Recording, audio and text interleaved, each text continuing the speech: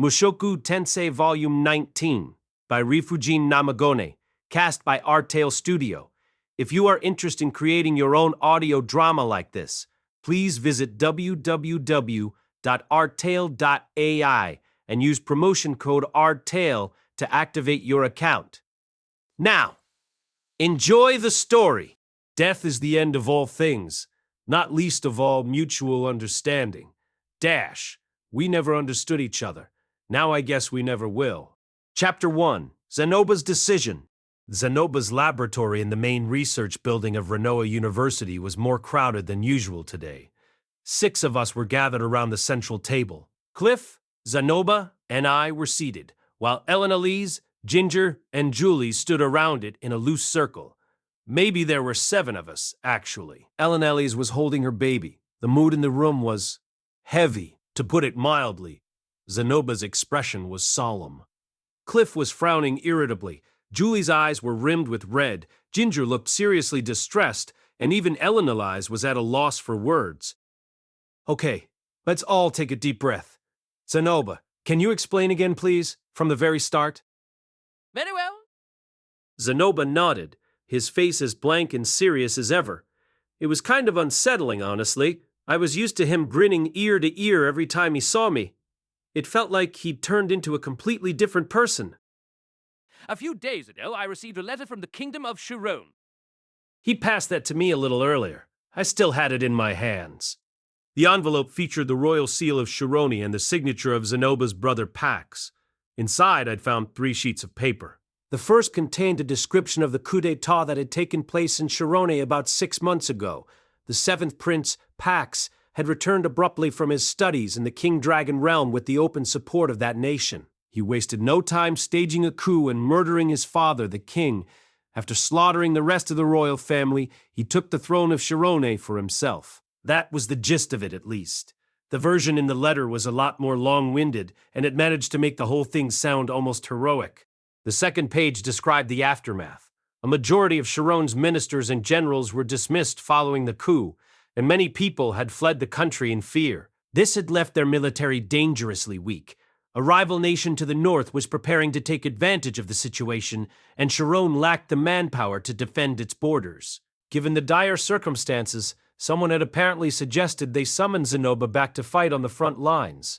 He was a blessed child, after all, and they needed all the help they could get. The writer went on to argue at length that none of this was Pax's fault, as the purges had been a necessary step toward reform. Somebody was clearly feeling a little defensive.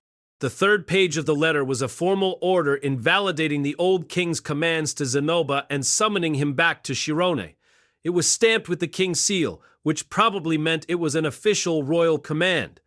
Basically, we had the heroic tale of King Pax on page 1, a bunch of weak excuses on page 2, and a draft notice on page 3. I took the throne by force, but then our army fell apart. Now the enemy's invading. I need you to come back here and fight them off. The word shameless came to mind. Still, I could see where they were coming from. I wasn't sure how much Zanoba could personally contribute to the war effort, but he was a famous figure in Shirone. The news of his return would improve the morale of the other troops. Personally, I felt like the King Dragon realm should be defending Shirone, since they were the ones who'd put Pax on the throne in the first place. But maybe there was some reason why they couldn't get directly involved. Every country has its own internal politics to worry about, right? Anyway, I could see why Pax might need Zanoba's help right now.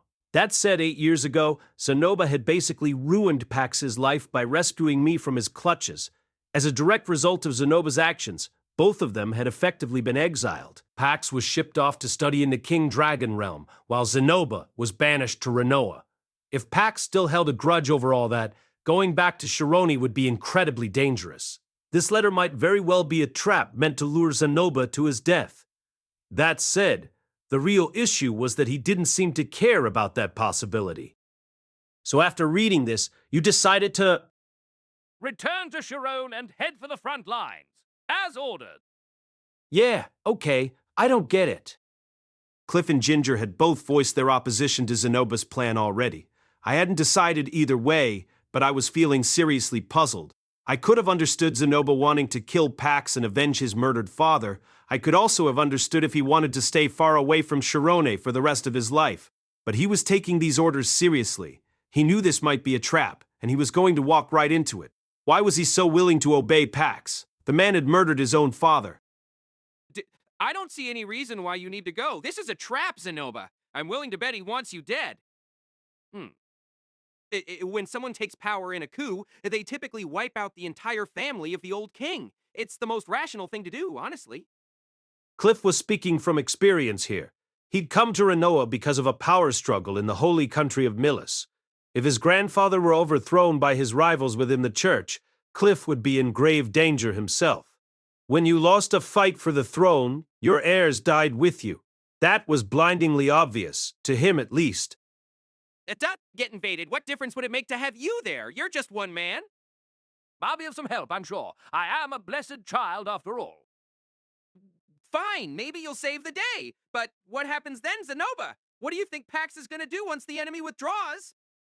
Cliff knew about the reasons for Zanoba's exile. We'd told him the story of how we met, so he knew about Pax's earlier crimes as well.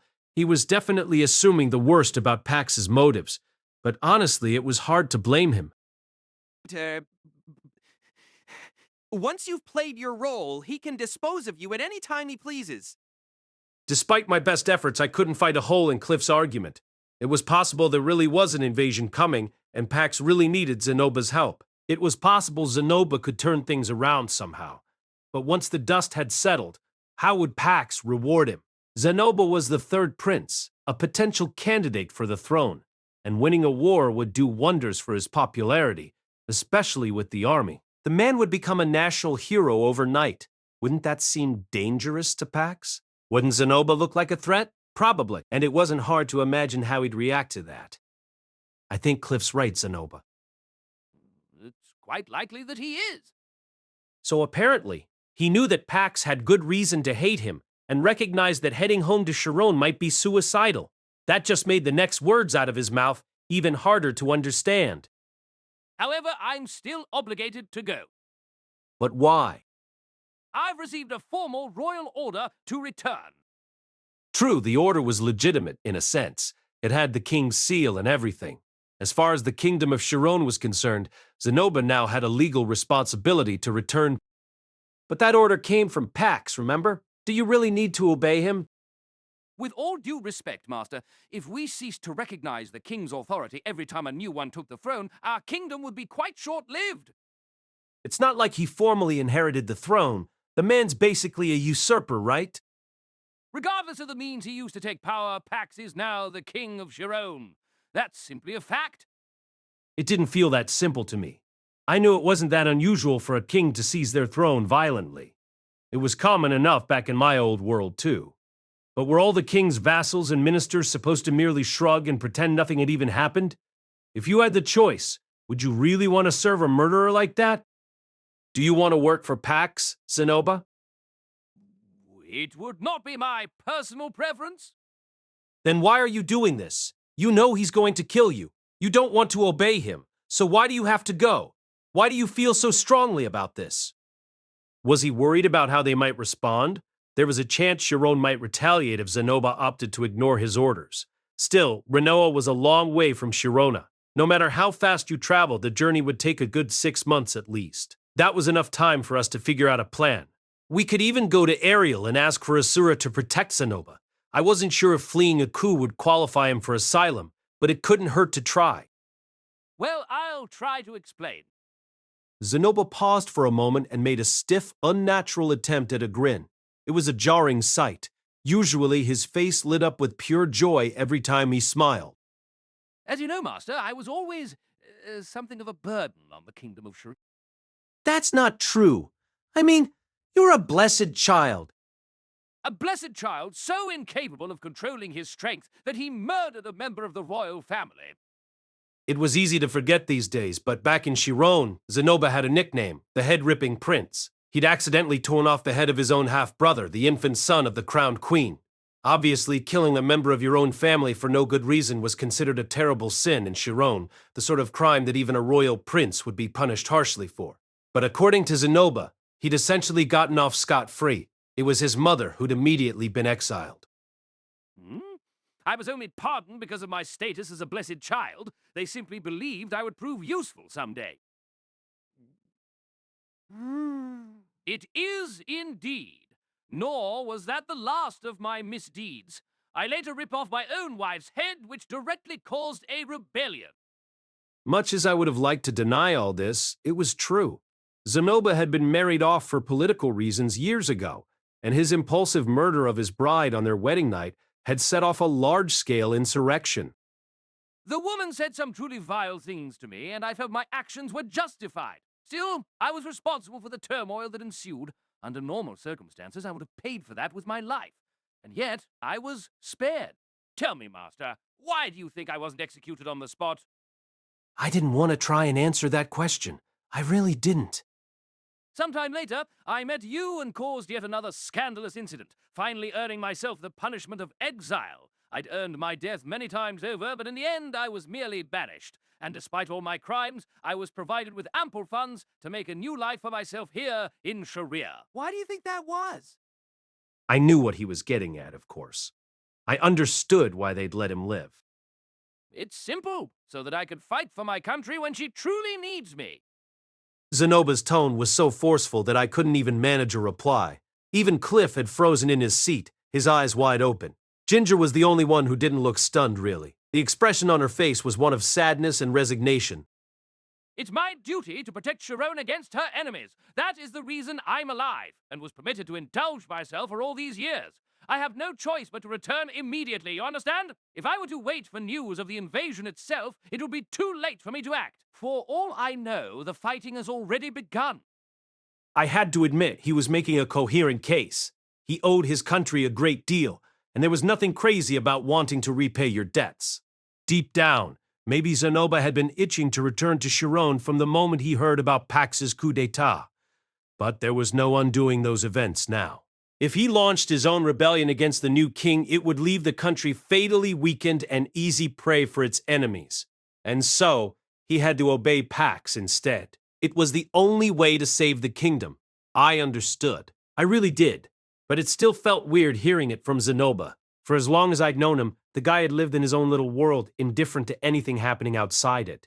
You'd expect his take on this to be something like, a war back home, you say? Well, that's none of my concern. Come here and take a look at my latest figurine. Isn't her waist beautifully sculpted? Of course, I couldn't say any of this to him. Not now. It wouldn't be right. I wanted him to shrug and ignore that letter, honestly. But that wasn't what he needed to do. After a long, painful moment, I managed to force a few words out. You know they're going to kill you, right? If my country tells me to die, then I suppose I'll have to. It was a firm, stoic answer worthy of a medieval samurai or an imperial soldier. I found myself at a loss for words. I needed to stop Zanoba somehow. I didn't want him to die. And yet, I couldn't bring myself to say he was making a mistake. Maybe it was because of the calm determination in his eyes. Maybe it was because I'd changed my own way of thinking over the years. But I just couldn't tell him this whole thing was ridiculous. I didn't know what to say. Come now, Master Cliff. There's no need for you to look so sorrowful. Zanoba offered us a startlingly cheerful grin. It was his usual smile this time. I must admit, I didn't spend much time thinking about matters of duty back when I was still in Shirone. But then I met you, Master, and you, Cliff, and Miss Nanahoshi. And as I settled into my life here, I began to reconsider my actions. I took the time to think about what I ought to do. And then he'd landed on protecting his homeland as his purpose in life? Now that I really didn't understand, it's not like the rest of us were a bunch of rabid patriots. I suppose I'm being rather pretentious about this, aren't I? To be honest, I don't even know why I reached the conclusions that I did. I couldn't laugh. It didn't seem funny to me. I had no right to tell Zanoba how to live his life. At this point, it was impossible to say for sure if he was making a mistake. The decision was his to make. But there was one thing I could say for sure. If Zanoba died because of the choice he made today, it was going to hurt me badly. Zanoba was one of my very closest friends. He'd helped me out in more ways than I could count. He got me out of a tight spot back in Shirone, of course, but I also owed him for the friends I'd made in this city. Through his figurines, I got to know Priscina and Linnea, and I'm not sure Cliff ever would have warmed up to me without his help. Plus, On our expedition to the Demon Continent, he'd held Atofe back with his bare hands, and without his help, I never would have completed the magic armor project. The more I thought about it, the more I realized how much I owed this guy. Putting all that aside, I'd honestly enjoyed the time I spent making figurines for him. It was just fun having him around. For one thing, he lavished me with praise at every opportunity and always gushed about my work. That wasn't bad for my self-esteem. I guess some people might react differently to that sort of thing, but I definitely found it pleasant. Additionally, according to my diary of the future, he'd stuck with me to the bitter end, staying loyal right up to the moment of his death. I couldn't just shrug it off when a friend like that was marching off to his death. It wouldn't be right. I'd be betraying myself as well as him. Hold on. The diary, I felt something click abruptly into place inside my mind. Zanoba. Yes, Master? I'm going too. The words came out of my mouth quite smoothly to my surprise. I'd never forget the odd mix of joy and anxiety that flashed across Zanoba's face in that moment. After calling an end to our conference, I headed straight over to inform Orsted. On my way there, I reflected on this odd series of events from a different angle. In the narrative of my future diary, Zanoba never returned to his homeland. I wasn't sure if he'd stayed put in Sharia for his entire life, but at the very least, he'd spent most of his time at my side. In that timeline, it seemed likely that he never received an order to return home. Maybe Pax's coup failed. Maybe it never happened at all. Either way, events were diverging from those recorded in the diary, and that meant there was a chance that the man-god was up to something. Now that I thought about it, we hadn't had all three of the man-god's disciples in action at once for the last year and a half or so. Maybe Pax was the third, and he'd spent that time quietly laying the groundwork for these events. It seemed like a real possibility. Orsted had warned me to be patient, yes, but maybe the time for action had finally arrived. Yeah, that's got to be it. This is the moment I'd been waiting for all this time. I'm going to save Zanoba, damn it. Sir Orsted. When I burst in through the door, I found my commander at his usual place behind his desk, apparently dealing with some paperwork. Ah, Rudeus, is something the matter? Orsted's face was as intimidating as ever, but I was too worked up to hesitate. I explained the whole situation as clearly and concisely as I could, focusing on the discrepancy between these events and my diary of the future. This has to be the man-god at work, right? I delivered my conclusion confidently, but Orsted's only immediate response was to glower at me in silence. I don't think he was trying to glare, for the record. That was the way his face worked. That's weird. Was there some hole in my logic? In the history I'm familiar with, the kingdom of Shirone collapses following a coup organized by Pax Shirone approximately 30 years from now. Did you say 30 years from now? I did. Orsted began to describe some details of the ordinary flow of events as he knew them. In this version of history, the teleportation incident never took place, and I wasn't around to mess with the internal politics of Shirone. Under those circumstances, Pax would bide his time, amassing great riches through his control of the kingdom's slave markets. Over the decades, he would attract a group of co-conspirators and cripple his enemies through strategic hostage-taking, before ultimately launching a coup against the reigning king. His coup would succeed, earning him the throne, but once securely settled on it, free at last to do exactly as he pleased, Pax would begin to question the value of the monarchy itself. In time, he would abolish his own position and establish Shirone as a republic. In the aftermath of these developments, Shirone would rapidly grow into a stronger nation, expanding its territory until it firmly controlled half of the current disputed territory on its borders. And this new country, the fourth great world power, would eventually produce a citizen who would cause the man-god many headaches. I had assumed the man-god guided you to Shirone all those years ago because he wanted to drive Pax from its borders, preventing these events from taking place. It made sense. The man-god's advice brought me to Shirone, and I'd changed the course of history there. Zanoba and Pax had both been exiled from their homeland, costing Pax his chance at the throne. The Republic of Shirone would never come to be. Once Pax takes the throne, you see, the transition to a republic becomes inevitable. Orsted paused for a moment, frowning in thought. Basically, He thought this coup was the opposite of what the man-god wanted. Well, the situation's a bit different. The King Dragon Realm is on Pax's side, right? Maybe he won't make Shirone a republic this time around. He will. I've meddled in events there in similar ways, but regardless of the circumstances, he always ends up abolishing the monarchy. Ah, right. We were getting into all that destiny stuff again. Once you got past the point where Pax became king, apparently events would basically arrange themselves so that Shirone ended up as a republic, the same way Asura's future was determined from the moment Ariel took the throne. Wait. So what happened in the timeline from my diary then?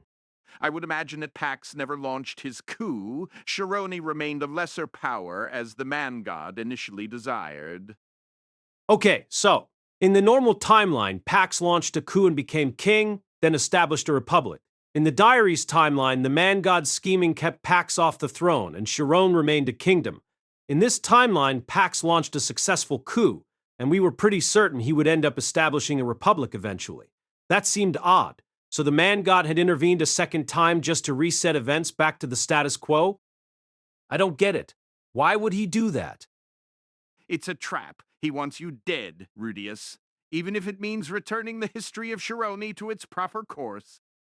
In other words, he was voluntarily sacrificing one of his tactical victories for a chance to lure me into danger, like a guy who breaks up a good hand in mahjong just to mess with his opponents.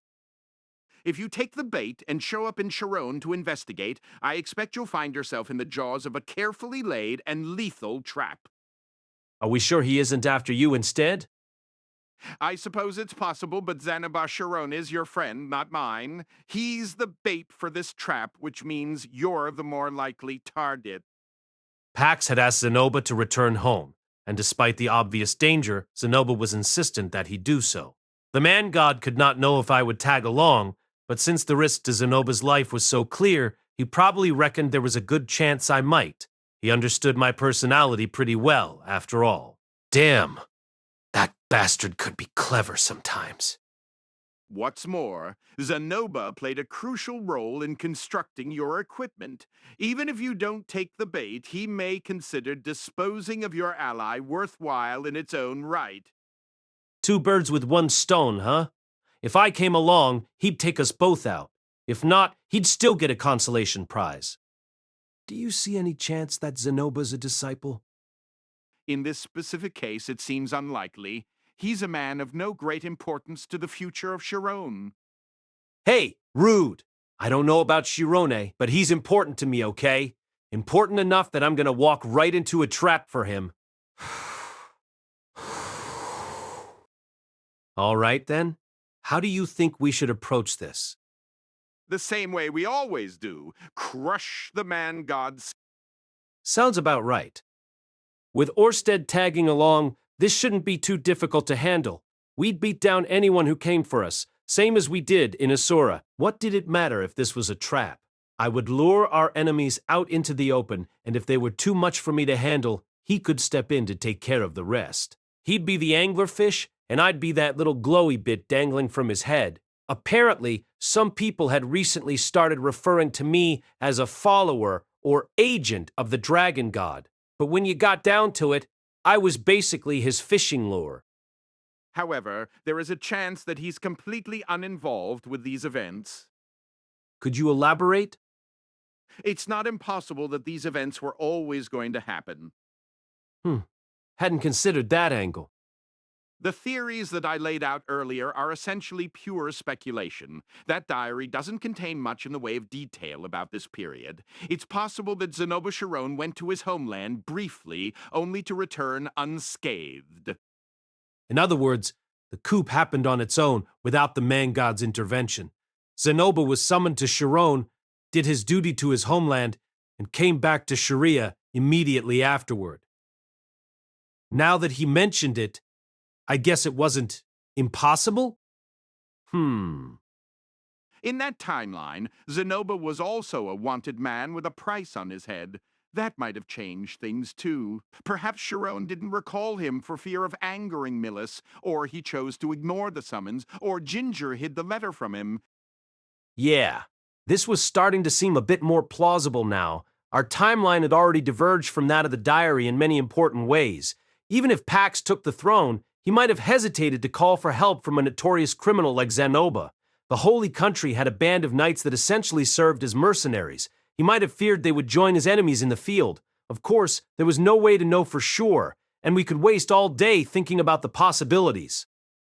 But the man god did use me to change the course of Shirone's history, right? Why would he just sit back and let Pax end up on the throne for no good reason? It's possible that Shirone's fate was simply beyond his ability to change. Your destiny is quite strong, but it can't bend everything off course. Fair enough. There were obviously some things I couldn't change, even if I wanted to. At this point, Orsted paused to stroke his chin thoughtfully. Clearly, something had occurred to him. What is it, sir? Pax was exiled to the King Dragon realm, correct? That's right. There's a good chance they were the real power behind this coup. Yeah, I'd imagine so. Oh, I see where he's going with this. Pax had spent years in the King Dragon realm. He might have been goaded into action by someone living there. In other words, there was a chance he wasn't the disciple we were looking for. The real villain might be hiding in a different country entirely. Very well. I'll make my way to the King Dragon realm and see if I can find any evidence of this disciple lurking at its heart. Huh? You're not coming with me, boss? But there might be a trap waiting for me in Shirone, right? If you fear that possibility, you should remain here. Which would mean leaving Zanoba to his fate. Orsted had promised to protect my family, but not my friends. I couldn't expect him to prioritize Zanoba's safety above all else. Unless I married him off to one of my sisters? Nah. He'd probably treat them right, but nah. Let's try to stay focused, Rudeus. I owe a great deal to Zanoba, and according to that diary, he was loyal to me until the day he died. I can't just leave him to die. The only problem was whether I could save his life all on my own. Although there was no real need for me to make the trip alone, maybe I could call in some reinforcements. Eris seemed to know plenty of sword saints. If we wrote a letter to the Sanctum, we might be able to recruit a decent bodyguard. The main issue with that idea was that I really shouldn't be telling a bunch of people I barely knew about the teleportation circles. It was probably premature to try something like that right now, so... In that case, you head to Shirone, and I'll make my way to the King Dragon realm. We'll crush the man-god's schemes where we find them. Understood? Yes, sir. On the whole, there was too much we didn't know right now. We'd have to investigate as best we could during the journey itself. Yes, I nearly forgot. There's one thing I want you to promise me before you leave for Shirone. What's that? Was he going to make me swear I wouldn't die on him? Aw, it was making me blush just to think about it. Do not kill Pax Shirone, even if you're certain he's a disciple. What? Do not kill Pax Shirone. Well, he said it twice in a row, so I guess he really means it. Makes sense, though. Killing Pax might prevent Shirone from becoming a republic, right?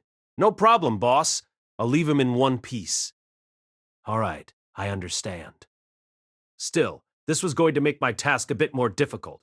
Pax might try to kill us, but I couldn't return the favor. I had to keep myself alive first and foremost, and also watch Zanoba's back until I could drag him home. That would be tricky. Come to think of it, how am I going to convince him to come back to Sharia anyway? I wasn't sure of Zanoba's goal here. Did he want to help his country win the war? Would that be enough to satisfy him? Well, whatever. Either way, I'd have to tag along and keep him alive for now. When the moment was right, I'd convince him to come back with me to Sharia. In the meantime, I'd also hunt for hints about the man-god's trap and his overall objective. Thank you for your help, Sir Orsted. No need to thank me. After bowing deeply to Orsted, I turned and left his office. So now I'm walking right into the man-god's trap.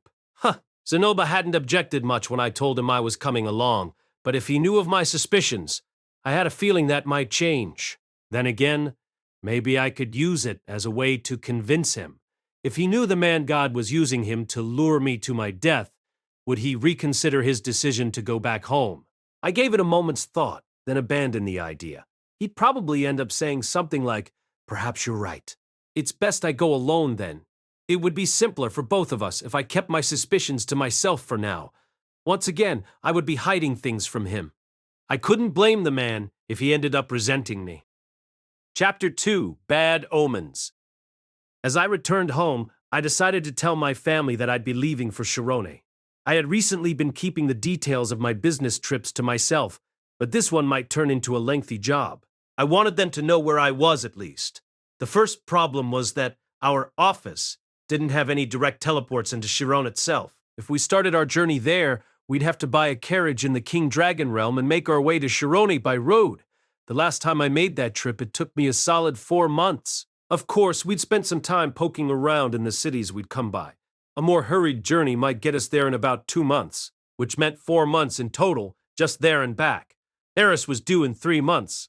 If we took this route, I was definitely going to miss the birth of my child. There was always the option of asking Perugius to bring us directly to Shirone. That would be quicker, without a doubt. And the two of us were on quite friendly terms these days, so he probably wouldn't turn me down if I asked nicely. Still, even if I shaved down our traveling time to less than a month, there'd be no guarantee I'd be back anytime soon. It was impossible to know how long I'd have to spend in Shirone before I could convince Zanoba to return. I wasn't even sure exactly what I'd be doing there. If I knew who my target was, it would be easy enough to estimate how long it would take for me to track them down. But our enemy was most likely Pax, and I wasn't allowed to hurt him. There was a good chance this would turn into a complicated, drawn-out mission. In other words, I'm not sure exactly when I'll be back. I explained all of this as best I could after dinner. Norn wasn't around today, but I'd gathered everyone else with the exception of Zenith. I also described the situation in detail. The one point I chose not to mention was the possibility that I was walking into the man-god's trap. It was only a possibility at this point, and I didn't want Eris deciding that she was coming with me whether I liked it or not. Granted, this was kind of a cowardly move on my part, but it did work. No one objected to the plan itself. Well, I'll be fine, but... All eyes turned in unison toward Eris. She folded her arms above her swollen belly in her signature pose and nodded. Got it. Guess that's the way it goes. The woman sounded pretty casual about the whole thing. Sylphie actually flinched in shock. Come on, Eris. Shouldn't you be a bit more upset? Why? I don't need Rudeus around to have the baby. Giving birth isn't exactly easy, you know. Yeah, sure. But what's he gonna do to help, other than hold my hand? I mean, a little hand-holding means a lot when you're in labor. Sylphie trailed off and fell silent. Across the table, Roxy was squeezing her own hands together with a faint smile. Apparently, those who'd gone through this experience felt that my hand played an important role in the childbirth process. I don't need Rudeus around. It made me a bit sad to hear she didn't think my presence was required, but at the end of the day, she had Lilia and Aisha to take care of her. I wasn't strictly necessary when it came down to it. When he gets back home, he can thank me for giving him a nice, big, healthy son. That's all I need from him. Eris was being very stoic about this whole thing, I had to say. She was probably trying to make it a little easier for me. Surprisingly considerate of her. I did feel grateful, but also a little sad. Maybe this was how women felt when their husbands said, "You can manage giving birth without my help," and went off on some business trip. I mean, not that I was the pregnant woman in this scenario. That reminds me, Eris. You already chose a name, didn't you? Yep, it's a real good one, too. You've got something to look forward to. She'd only chosen one name, though, and it was a boy's. What if she gave birth to a little girl while I was off in Shirone? Would she use the name anyway and try to raise her as a boy? Hey, if it turns out to be a girl, why don't we name her Hilda? You know? After your mom? No way! I'm not giving my kid an old lady name. Ouch. Poor Mrs. Grey Rat was probably turning in her grave. Okay, everyone, why don't we leave it at that? Eris seems okay with this. And like Sophie always says, she's here to support Rudeus from behind the scenes. I think we'll be fine. That seemed to sum things up nicely, so we all nodded. Sylphie was apparently in the habit of telling everyone that she was trying to support me in her own way. I had to say, it was nice having such a reliable woman as the senior wife in my household.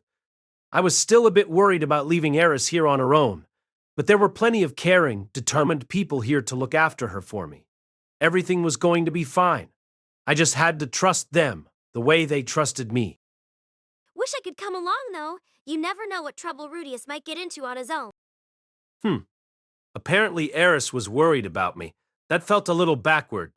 Then again, this was an unusually risky job, especially since I might be jumping right into the man-god's trap. Maybe she was right to be concerned. Great, now I'm starting to feel a little nervous. Am I even going to make it back alive this time? Well, there was no point dwelling on what might go wrong. I had to do what was necessary. If my enemies came for me, I'd hit them with everything I had. I had to play this one by ear. There was no other option. You seem a bit anxious, Rudy. I looked over at her. Lara was nestled in her usual spot against her mother's chest, and her eyes were as sleepy as ever, but they were fixed steadily on me. Well, yeah, there's a chance I might get mixed up in a war this time, so... My vague attempt to deflect her comments seemed to backfire, as her expression only grew more serious. To be honest, I think I bear some of the blame for this situation myself. What? But why? Because I taught Prince Pax personally in his youth. Right, of course. She'd spent years as a royal tutor in Shirone, hadn't she? I'm sure he had plenty of other teachers, though. It's not like you made him into the man he is all by yourself. That's true, but it was during my time there that his personality took a sharp turn for the worse. Well, that obviously wasn't Roxy's fault. She was a splendid educator, and her lessons couldn't possibly have a bad effect on someone's character. I said that with confidence as one of her former students. Then again, I really didn't know that much about Pax, did I? From what Orsted told me, he had the potential to become an important monarch. Maybe Roxy's methods didn't click for him, and he turned out a bit more foolish than he otherwise might have been. Nah, that can't be right. A few months of Roxy's lessons transformed a pathetic scumbag into a halfway decent human being. It wasn't possible that Pax turned out that way because of her. There had to be some other explanation. That obviously wasn't your fault, Miss Roxy. You know, Rudy, I wish you wouldn't leer at me like that every time you call me Miss. Was I leering? Surely not.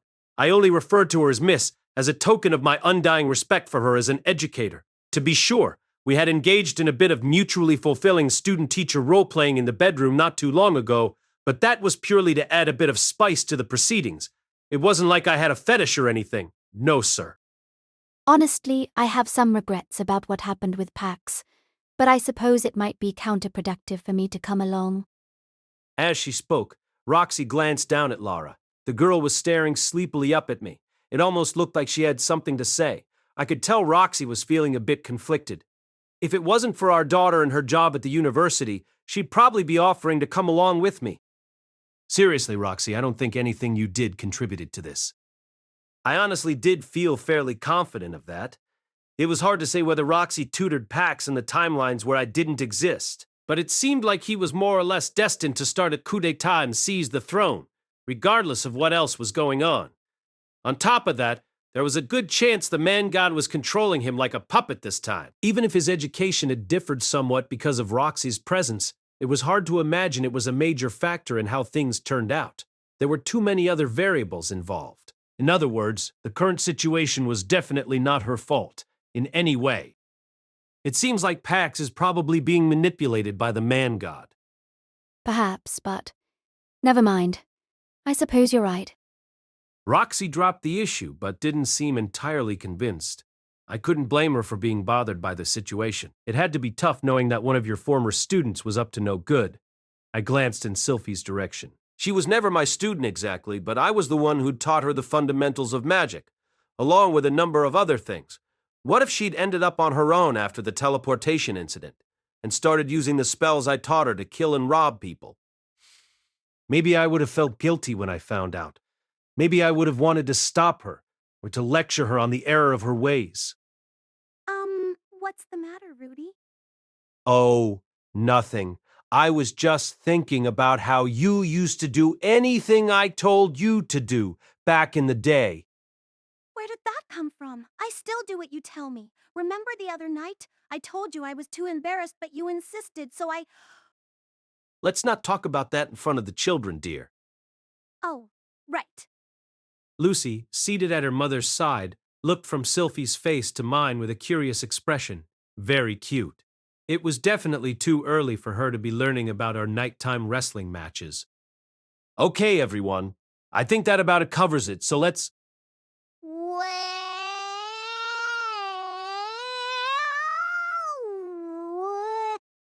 To my surprise, I was cut off mid-sentence by a furious cry of protest. Looking over, I found Lara wailing loudly in Roxy's arms.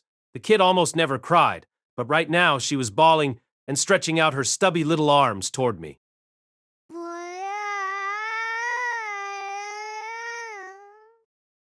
What's wrong, Lara? It's okay, it's okay. Roxy tried her best to comfort our daughter, but the girl refused to stop. This was the first time I'd ever seen her cry this loudly. Maybe she'd picked up on the tension in the air or something? She really seemed to be looking at me specifically, though, and reaching out for me. Rudy? Sure. I took my daughter from Roxy and gently pulled her to me. In that instant, she stopped crying. Grabbing at my shoulder with her little hands, she clung to me like a cicada on a tree. Had she realized I was going off somewhere? Was that why she'd gotten so upset? The thought nearly brought a tear to my eye, but I'd gone off on business trips before and never once had she reacted like this. Maybe she sensed there was something different about this one. Don't worry, Lara. Daddy will be back soon, okay? You be a good girl while I'm gone. In any case, at least she'd calmed down for now. After patting her gently on the back, I gingerly handed her back to Roxy, or tried to at least. Lara wouldn't let me go. She was grabbing stubbornly onto my robe with all the strength her little hands could muster. Was this a baby girl or a rhinoceros beetle? I tried to gently pry Lara off me, but she yelped loudly in protest. She seemed really determined to stay with Daddy. What a sweet whittle girl she was. I'd have to take a nice long bath with her once I made it back home. Okay, Roxy, can you take it from here? Okay.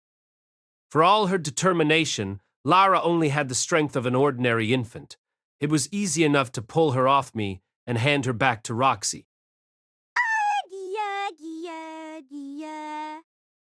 But the instant she was back with her mother, Lara began to shriek bloody murder. The girl was screaming as loudly as Eris at this point, and this wasn't anything like the way she usually cried. I was starting to feel rather unsettled here. It felt like I was torturing my own child somehow. So, while I'm gone, I guess...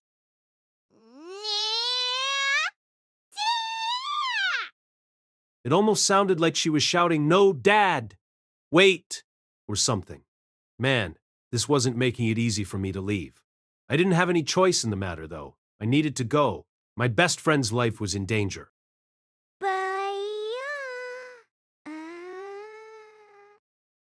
I glanced down at Lara. Tears ran down her crumpled little face, and she was reaching out for me with what looked like genuine desperation. I'd never seen her like this before. The others were staring at her as well, equally taken aback. There, it's all right. I don't understand what's got her so upset. This has never happened before. Lilia, do you have any ideas? No, I've never seen anything like this myself. Roxy was trying her best to soothe the baby, but it wasn't having any effect. I was starting to get seriously worried at this point. This wasn't normal, was it? Should I really just walk out the door like this? Lara was supposed to be some sort of messiah chosen by the sacred beast Leo.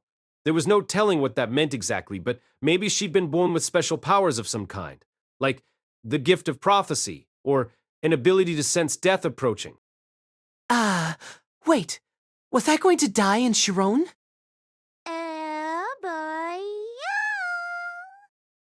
Lara's bitter, miserable cries echoed through the air once again. Prophet or not, she was starting to frighten me a little. But as the rest of us looked on, frozen, one woman took action. Raising Lara until their eyes were level with each other, Roxy spoke directly to her. I'll go with Daddy and keep him safe. It was just a few simple words, but as she spoke them, my goddess seemed as radiant as the sun. Laura immediately stopped crying. Roxy was coming with me. I tried to stop her, of course. I told her in no uncertain terms that she wasn't coming and laid out my arguments. She didn't flinch at a single one. First, I tried emphasizing the danger, relaying to her that there was a very good chance the man-god had a trap ready and waiting. In a battle, I reasoned. Roxy would only slow me down. She responded, "Ah, so it's a trap?" That would explain why Lara was so upset. Mind explaining why you didn't mention that little detail previously? And while I might not be much use in a fight, I think I'll be helpful in other ways. Since that blew up in my face, I made my next point, that Perugius refused to let any demon folk enter his floating fortress. If Perugius refuses me entrance to the fortress, I can head for Shirone on another route by myself. Well, more importantly, I reasoned, she might lose her dream job as an instructor at the university. Yes, she said. I always wanted to be an instructor, but I wouldn't trade my husband's life for a satisfying career. With nothing else left in my arsenal, I had to resort to arguing that this wasn't the sort of decision you made simply because your baby cried at you. Isn't it my duty as a mother to comfort my child? Within a few minutes, all my arguments lay in tatters, and I had nothing else I could say. It didn't help that the rest of my family was basically on Roxy's side. It wasn't that they were eager to put her in danger or anything. But when I mentioned the possibility of a trap, the general reaction was more, "Ha ha," than "oh no." After they chewed me out for hiding the truth, Eris insisted that she was coming along. Sylphie managed to talk her down, but then said she wanted to join me too. I think we'd all been a little unnerved by Lara's strange, desperate behavior. Should we really let Rudy go by himself? Can he manage this one alone? This feels like such a bad omen. What if something happens to him out there? In the end, it was Roxy who managed to calm everyone down and bring them to a consensus. She did this by firmly asserting that she'd accompany me as a representative for the others, and her reassurances convinced Sylphie and Eris to back down. The woman really knew her way around an argument, but of course that wasn't working entirely to my advantage here. I had a bunch of considerably mixed feelings about this idea. I preferred to have everything and everyone I loved as safe as possible at any given moment. Roxy was my treasure, and a part of me wanted to keep her locked up in a nice, secure box. But of course, Roxy was a determined woman with a will of her own. She could be downright stubborn at times, in fact. If I outright tried to refuse her, I had a bad feeling she really would just head for Shirone on her own. In that case, it would be better to bring her with me. Having her nearby would make it easier to protect her. And on top of that, I was a bit nervous about this mission myself, honestly. Orsted wasn't going to be hanging around to save me from any ambushes I blundered into. I didn't have a clear idea of how I'd convince Zanoba to come back home with me. I was stumbling into a foggy swamp full of potential dangers. But now I was going to have Roxy there to help me navigate the situation, the woman I respected more than anyone else in the entire world. That was genuinely reassuring. The next day, we began our preparations for the trip to Shirone. This involved gathering the usual traveling gear and provisions, of course, but I'll skip most of the details there. The first thing I wanted to address was Zanoba's equipment. I wanted to keep myself alive above all else, but I wasn't about to let him die either. So I took some time to rummage through the little armory in Orsted's offices, looking for weapons and armor that could work for Zanoba. First of all, I settled on a heavy suit of armor that I dismissed as too bulky for my own use. It was a magic item that granted complete invulnerability to fire magic. Perfect for Zanoba, since he had a natural weakness to that element. It might sound a bit odd to describe him that way, I guess. Most people don't do well with being set on fire. This was just one area where he wasn't an exception to the norm. Next, I needed to find him a weapon. From what Orsted told me, there simply weren't any capable of enduring the raw physical strength of a blessed child like Zanoba. In his hands, even the sturdiest of enchanted swords was the equivalent of a twig. It would bend or break after a few battles at most. With that in mind, I settled on making Zanoba a customized club. It was basically a massive stone bat in terms of design, but I reinforced it repeatedly with my magic to enhance its strength and durability. At a glance, the thing looked too big for an average man to even lift off the ground, but Zanoba could hold it easily with his fingers and swing it around like a toy. For the most part, anything he actually hit with it was going to die instantly. I transformed my buddy into your classic club-wielding ogre. Despite his awesome physical strength, however, Zanoba was a bit, clumsy and slow on his feet, so I also found him a supplementary item to help address those weaknesses, specifically a magic item called the Ravenous Fisher's Throw Net. I didn't know how it worked, but when you hurled this thing at someone, it would lock onto the target and hunt it down until it had them helplessly wrapped up. At that point, it was easy enough for Zanoba to drag them down to the ground and pull them into punching range. These 3 items seemed like a decent toolkit to enhance Zanoba's combat capabilities. He wasn't too happy about how he looked in his big, clunky suit of armor, but apart from that, he sounded quite satisfied with my suggestions. I took some time to improve Roxy's equipment, too. Obviously, I wasn't going to let her die either. I wanted something sturdy for her defensive gear. A part of me wanted to seal her inside a big suit of plate mail like Zanoba, but that wasn't a practical option in her case. For one thing, she was an experienced adventurer with her own combat style. Putting her in totally unfamiliar equipment was more likely to backfire by throwing her off her game. Given those restrictions, I picked out 2 lightweight magical items, a ring that would automatically deploy a defensive barrier in response to physical attacks, and a necklace that would absorb a single fatal blow for its bearer before shattering. It seemed best to leave her robe and her staff as they were. I was still worried about her, of course. I'd have to make sure I stayed on top of things if we found ourselves in battle. There was no telling what kind of trap we'd be walking into, but I'd trained myself rigorously to deal with anything the man-god might throw at me. We also informed the university of our plans. Zanoba would be withdrawing as a student, while Roxy would be taking an indefinite leave of absence. I didn't want them firing her over this, so I had Zanoba write them a letter explaining that he'd be taking her to Shirone to serve as a court magician on a permanent basis. The university objected to this plan, and Zanoba and Roxy had a lengthy sit-down with the principal himself to discuss the matter. They must have been seriously reluctant to let such a talented instructor out of their grasp. I would have done the same thing in the old man's shoes, I'm sure.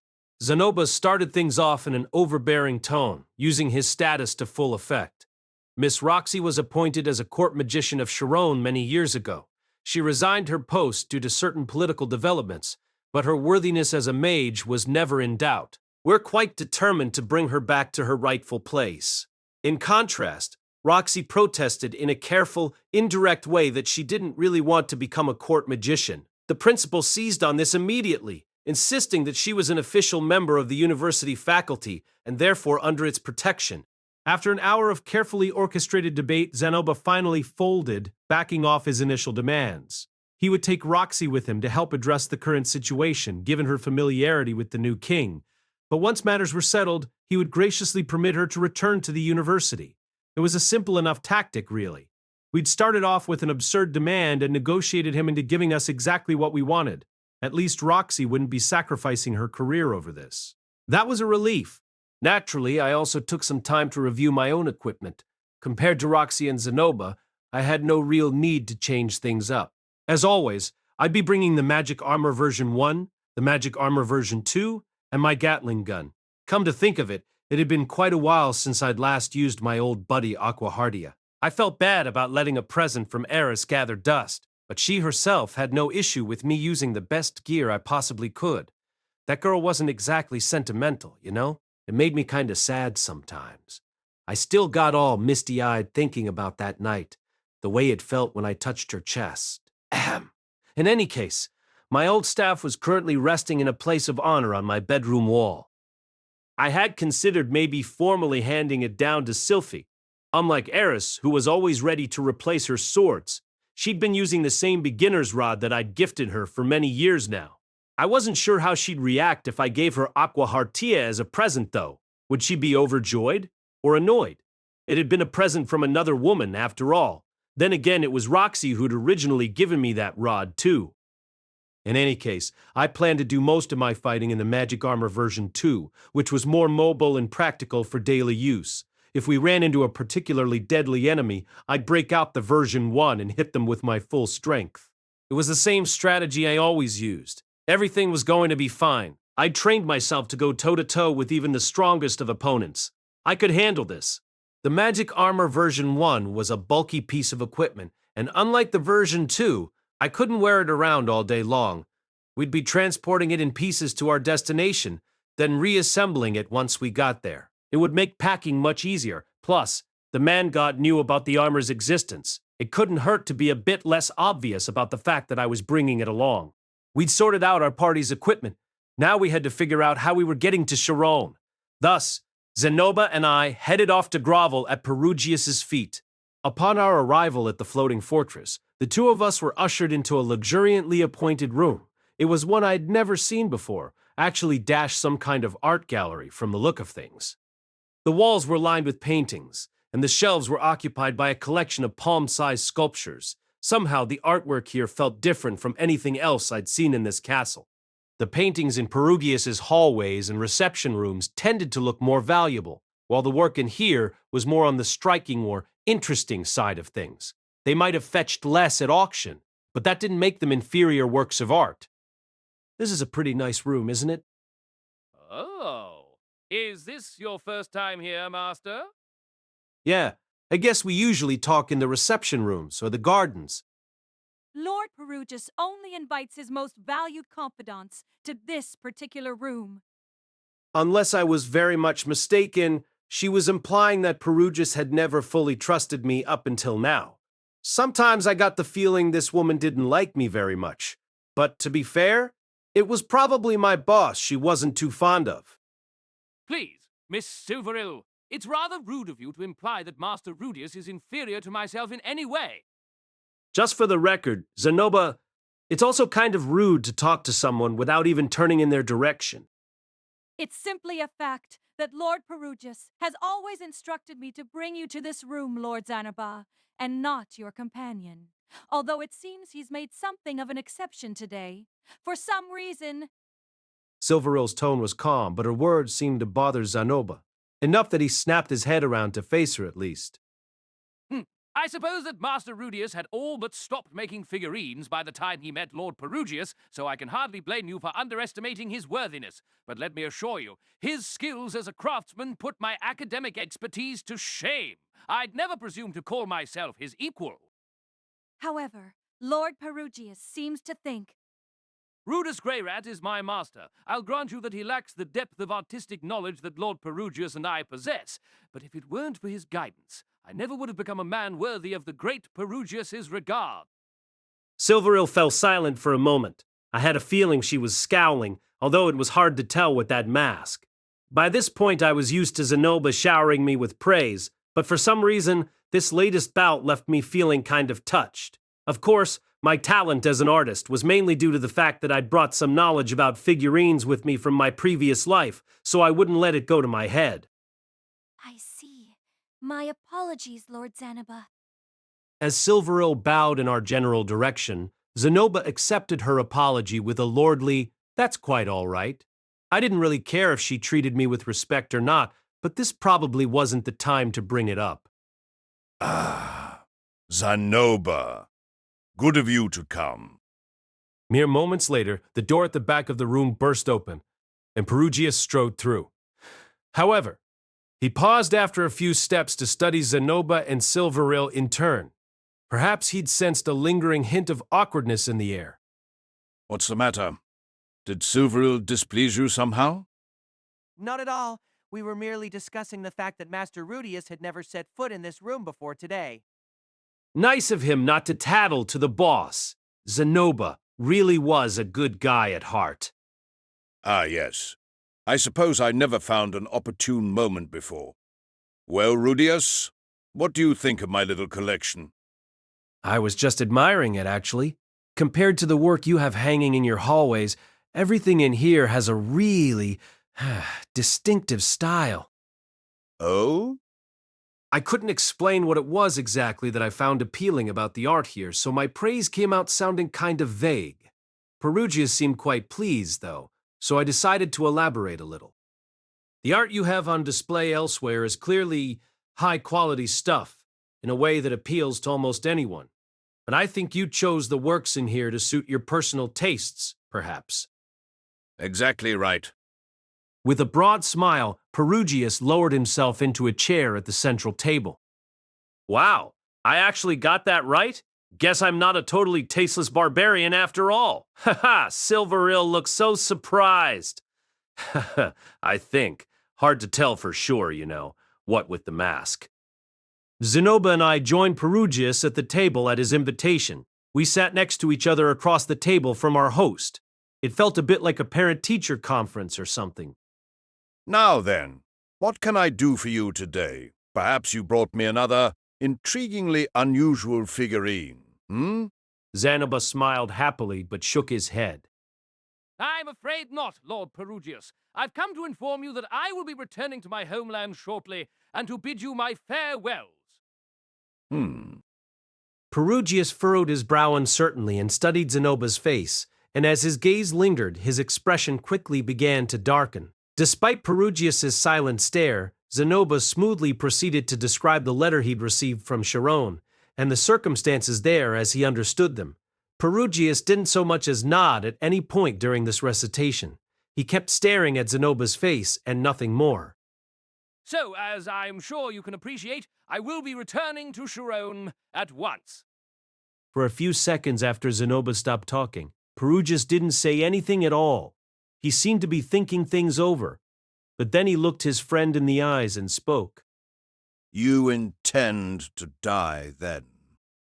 Zanoba stared back at Perugius with a blank expression. What makes you think so, if I might ask? It's written on your face. I've seen that look on far too many faces in my time.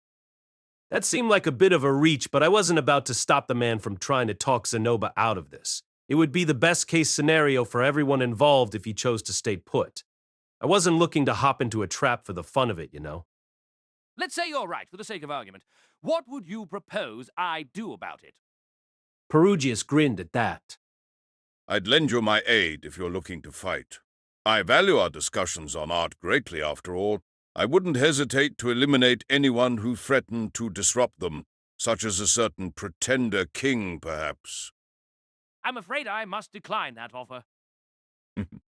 Yes, I suppose you would. At this point, Perugius's eyes flashed in my direction. It felt like a signal, but I wasn't exactly sure what it meant. Did he want me to say something? Before I could make up my mind, though, he'd turned his focus back to Zanoba. Tell me, Zanoba, did this man give his blessing for your suicide attempt? Not exactly, but he did offer to accompany me. Oh? And you accepted that offer? I don't believe I had much choice. It was within Master Rudeus's power to keep me from leaving by force, if he so chose. Oh, was that why he hadn't tried to argue when I told him I was coming too? He figured I wouldn't take no for an answer? He wasn't wrong. The man knew me too well. I see. Well, I expect that Rudeus would sacrifice his own life to protect you, if it comes to that. Don't be absurd, Lord Perugius. Master Rudeus is a married man with children and a mission he must fulfill. I'm quite certain he will prioritize his own safety if it becomes necessary. Are you the pupil of a man who would abandon his own friend on the battlefield, Zanoba? Certainly not. However, Master Rudeus is a man of astonishing talents. Surely he will find a way to both protect me and ensure his safety. I'm not superhuman, Zanoba. Sometimes it was hard to tell if my friend legitimately thought that I was made of steel, but putting that aside for the moment, he was brushing off Perugius's references to his death in a weirdly casual way. It was pretty clear that the option of not going to Shirone never once registered in his thoughts. Perugius seemed to realize this as well. Apparently losing interest in the conversation, he propped his face against his fist and heaved a heavy sigh. Very well, then. I imagine you didn't come here just to say goodbye. Is there something you wish to ask of me? Zanoba nodded. We would like to request access to a teleportation circle to the Kingdom of Shirone, permission to bring the magic armor inside your castle, and safe passage through its halls for Roxy Miguria, who is the wife of Master Rudeus and a demon by birth. I'll ready the circle for you at once. You may bring the magic armor through my halls as well, but I cannot permit a demon to set foot within my castle. Perugius visibly grimaced at the very thought. I wasn't surprised, honestly. His familiar Arumanfi had already turned Roxy away from his gates once, and his hatred of all demonkind was clearly deep. You would truly refuse her entrance, Lord Perugius, even at the personal entreaty of Zanoba Shirone? Tell me this. Who is Zanoba Shirone to me that I should be so pliable to his whims? A fellow connoisseur of the arts with tastes not unlike your own, and your good friend, I hope. You'd name yourself a friend of the armored Dragon King? You, the mere princeling of some minor desert nation? With the greatest possible respect, Lord Perugius, in matters of friendship, neither rank nor race are particularly relevant. Perugius glared at Zanoba fiercely. Zanoba held his gaze without flinching. From across the room, Silverul was also staring intently at Zanoba. In other words, I was the only one in the room whose eyes were darting around uncomfortably. The atmosphere in here was heavy. If I were in Zanoba's shoes, I would have broken down and started apologizing by now. And then, with a quick upward jerk of his chin, Perugius let out a bark of laughter. Very well, then. I will permit the demon passage through my halls. My sincerest thanks for your kindness. However, I must insist on certain conditions. Perugius laid out 3 rules we'd have to follow. Once she was inside the castle walls, Roxy wouldn't be allowed to speak a word, touch anything at all, or see Perugius himself, none of which presented much issue since we'd only be passing through. Zanoba and I agreed on the spot. Very well, then. Silveril, see to the preparation of the teleportation circle. Yes, my lord! As his familiar hurried off into the hall, Perugius paused one last time to study Zanoba from across the table with a small frown of displeasure. Zanoba Shirone. Yes? I shall miss our conversations. Perugius and Zanoba rose from their seats simultaneously, and as Perugius strode away, Zanoba bowed to him without a word. Perugius walked as steadily as ever, but I thought I could see a hint of sadness in the way he held his shoulders. After disassembling the magic armor version 1 into its component pieces, we first took a trip to the Kingdom of Shirone to stash it safely at our destination. A friend of Ginger's who belonged to a woodcutters guild helped us disguise the pieces as blocks of stone and arranged to have them carried to a warehouse close to the capital. I had no time to accompany it, but Ginger went along ahead of us. I'd asked her to spend a few days gathering information on the situation in Shirone. My hope was that the supposed invasion from the north might turn out to be a complete fabrication. It was our last chance to convince Zanoba to stay in Sharia after all. But as far as Ginger could tell, the Kingdom of Bista really was gathering their forces along the border. All of Shirone was primed and ready for war. The streets were full of mercenaries and scruffy-looking thugs itching for a fight. It seems King Pax was entrusted with 10 of the King Dragon Realm's most skilled knights. It was they who butchered his enemies after the coup. A mere 10 knights might not sound like much support, but it seemed these knights were seriously formidable. Pax and those 10 hadn't been the only ones to launch the coup, but it had succeeded due to their efforts. I couldn't discount that the man-god's plan involved them somehow. Did you happen to learn the names of those 10 knights, Ginger? Unfortunately, no.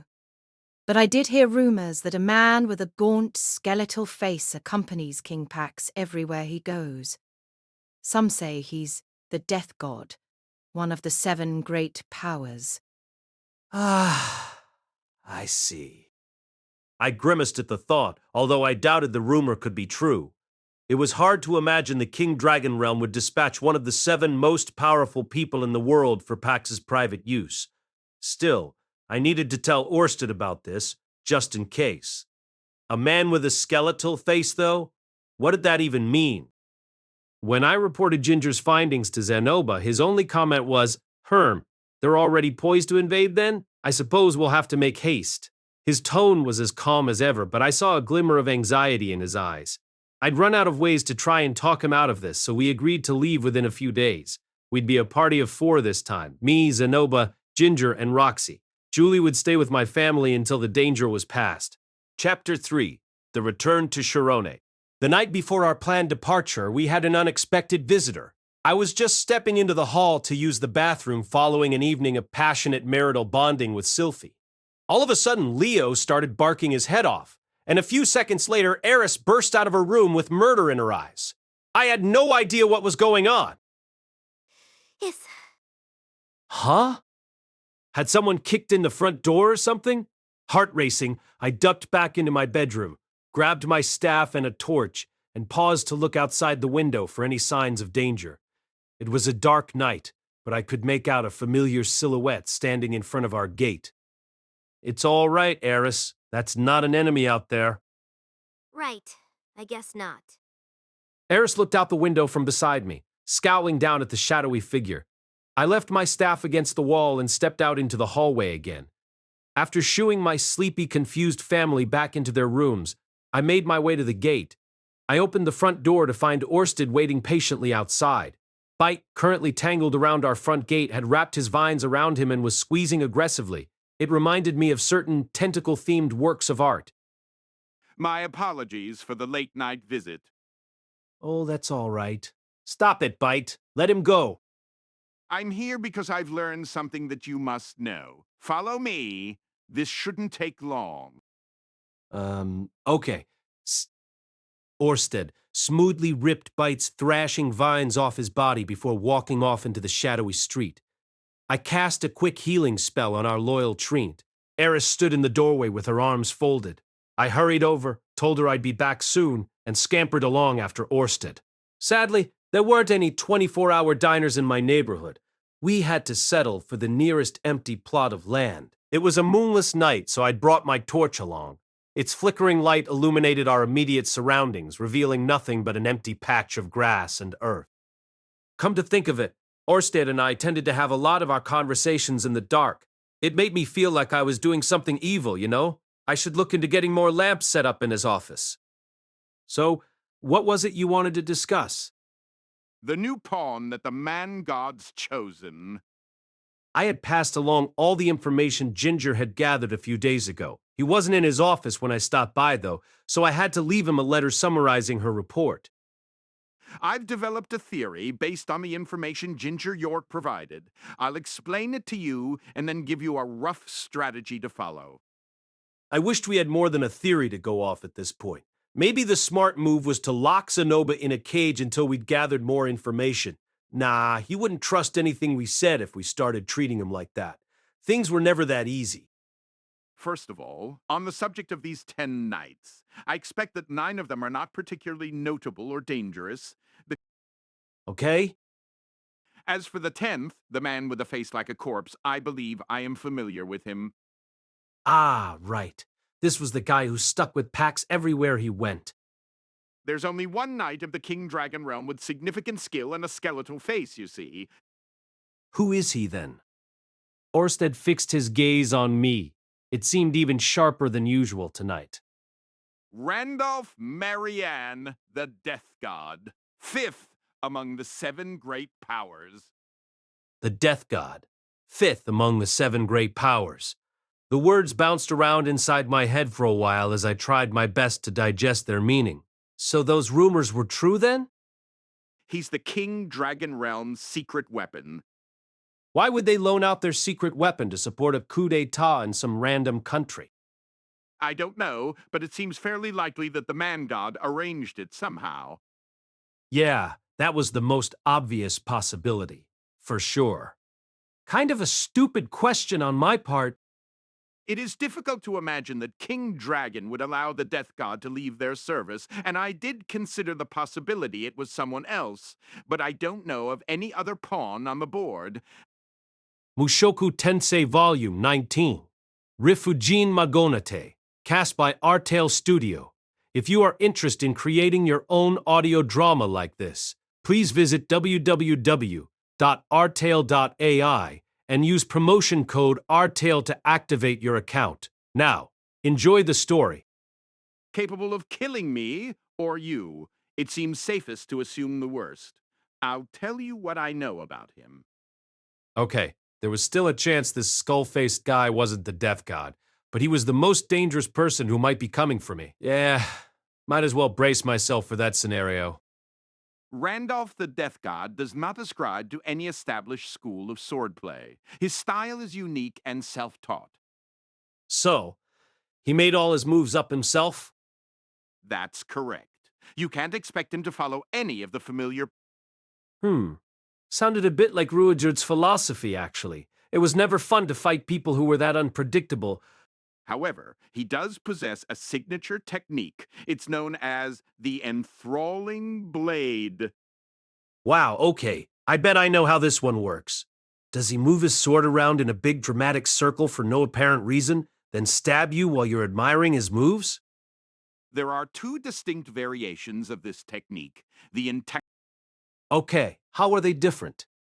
The enticing blade convinces his enemies to advance when it's unwise and counters their attack. The arresting blade convinces his enemies to hold back when they ought to strike. That seemed kind of vague. I was having trouble even picturing those moves. The man is a master at manipulating his opponent's thoughts in battle. When you believe you should attack, do not attack. When you believe you should defend, do not defend. You won't so much as lay a finger on him if you trust your instincts. I guarantee it. It sort of sounds like I'm not allowed to do anything at all. Wrong. When you want to defend, simply attack instead. When you want to attack, defend. But don't blind yourself to the moments when an attack is truly rational or caution is purely necessary. Sorry? That makes no sense. Is this some kind of Zen koan? My head hurts. Don't fall for his acting, essentially. Stay focused and overwhelm him. The thought, if this guy's so good, why don't you deal with him instead of me, flashed through my head.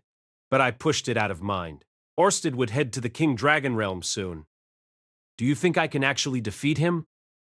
The man's one of the great powers. As you might expect, he's a master of technique, with numerous ways of countering offensive magic. It certainly won't be easy. However, he has only recently returned to the battlefield after an absence of many years. I doubt he could even compete with the gods of the three great styles at present. Now that you know the theory behind his enthralling blade, you have every chance of victory as long as you can resist his feints and tricks. Nice to hear, although I didn't feel entirely convinced. The mere idea of fighting anyone with God in their title was as terrifying as ever to me, frankly. It was hard to imagine myself actually winning. Still, I'd put up a good fight against Aber, and he was a North Emperor. Maybe I was ready for an opponent like this. You know, from what you've told me so far, this Death God style sounds kind of similar to the North God approach. As it should. He was originally considered a potential candidate to assume the rank of North God. Oh, interesting. A candidate, huh? So he didn't make the cut for that spot, in other words. Wasn't he ranked above the current North God in the 7 great powers, though? I seem to remember that the North God was number 7 on that list. Weird. So how did someone like that end up getting the title Death God anyway? My curiosity got me asking for the guy's life story, and Orsted was kind enough to oblige me. Randolph Marianne was the grandson of the second North God to hold that title. The early years of his childhood were spent training under his grandfather, alongside the man who would become the third North God. However, Randolph had a dramatic falling out with his grandfather soon after he came of age. Leaving everything he'd known behind, he went out into the world alone and began to develop his own techniques independently. In time, he grew powerful enough to defeat one of the 7 great powers in a battle that took place on the Demon Continent. Claiming his opponent's title, Randolph began to call himself the Death God. But from that day on, he was subjected to relentless attacks from those who dreamed of taking their place among the 7 great powers. The duels and ambushes came on a daily basis. Randolph found himself locked in an endless, pointless struggle against a sea of men and women who found meaning only in battle. After 10 years of this, he grew thoroughly repulsed by his bloody routine. Resolving to change his life completely, Randolph returned to his homeland, the King Dragon Realm, and studied to become a cook. Once he was ready, he took over a nearly bankrupt restaurant from a relative. A new chapter in the legend of the Death God had begun. Sadly, it turned out to be a brief one. The restaurant performed so badly that it went out of business entirely. Randolph was a prodigy as a swordsman, but a mediocre chef. Saddled with massive loans he had no means to repay, he found himself recruited by a general of the King Dragon Realm and assumed his current position as a royal knight. And that was the entire story of Randolph's life so far, from birth to middle age, probably. What a heartwarming tale. So long as you approach the battle correctly, you'd match up reasonably well against the Death God. But if he does come for you, don't fight him at close range. Use your magic armor's mobility to maintain your distance like you did against me. All right. Thank you, sir. I carefully committed the Death God's name to memory and bowed to Orsted. That's all for now, Rudeus. Don't get yourself killed out there. Well, I'll do my best. At least I had some information about the biggest threat I might face in Shirone. That was better than nothing. Our departure was tomorrow. I had to be ready to face anything the man God might throw at me. The next morning, the whole family saw me off at our front door. It was quite a crowd. Sylphie, holding Laura in her arms. Eris, Aisha, Norn, Lilia, Zenith, Lucy, Leo, and Julie, who was staying with us. You be careful out there, Rudy. I know you can handle anything, but don't get careless, okay? We want you back safe and sound. Got it. Keep an eye on the family for me, Sylphie. No problem. I gave Sylphie a big hug and groped her butt a little while I had the opportunity. It was a real pity I wouldn't be seeing this charming little backside again for a while. Eris, try to cut down on any strenuous exercise until the baby comes, all right? I know. And if it does turn out to be a girl, try to give her a name she won't resent.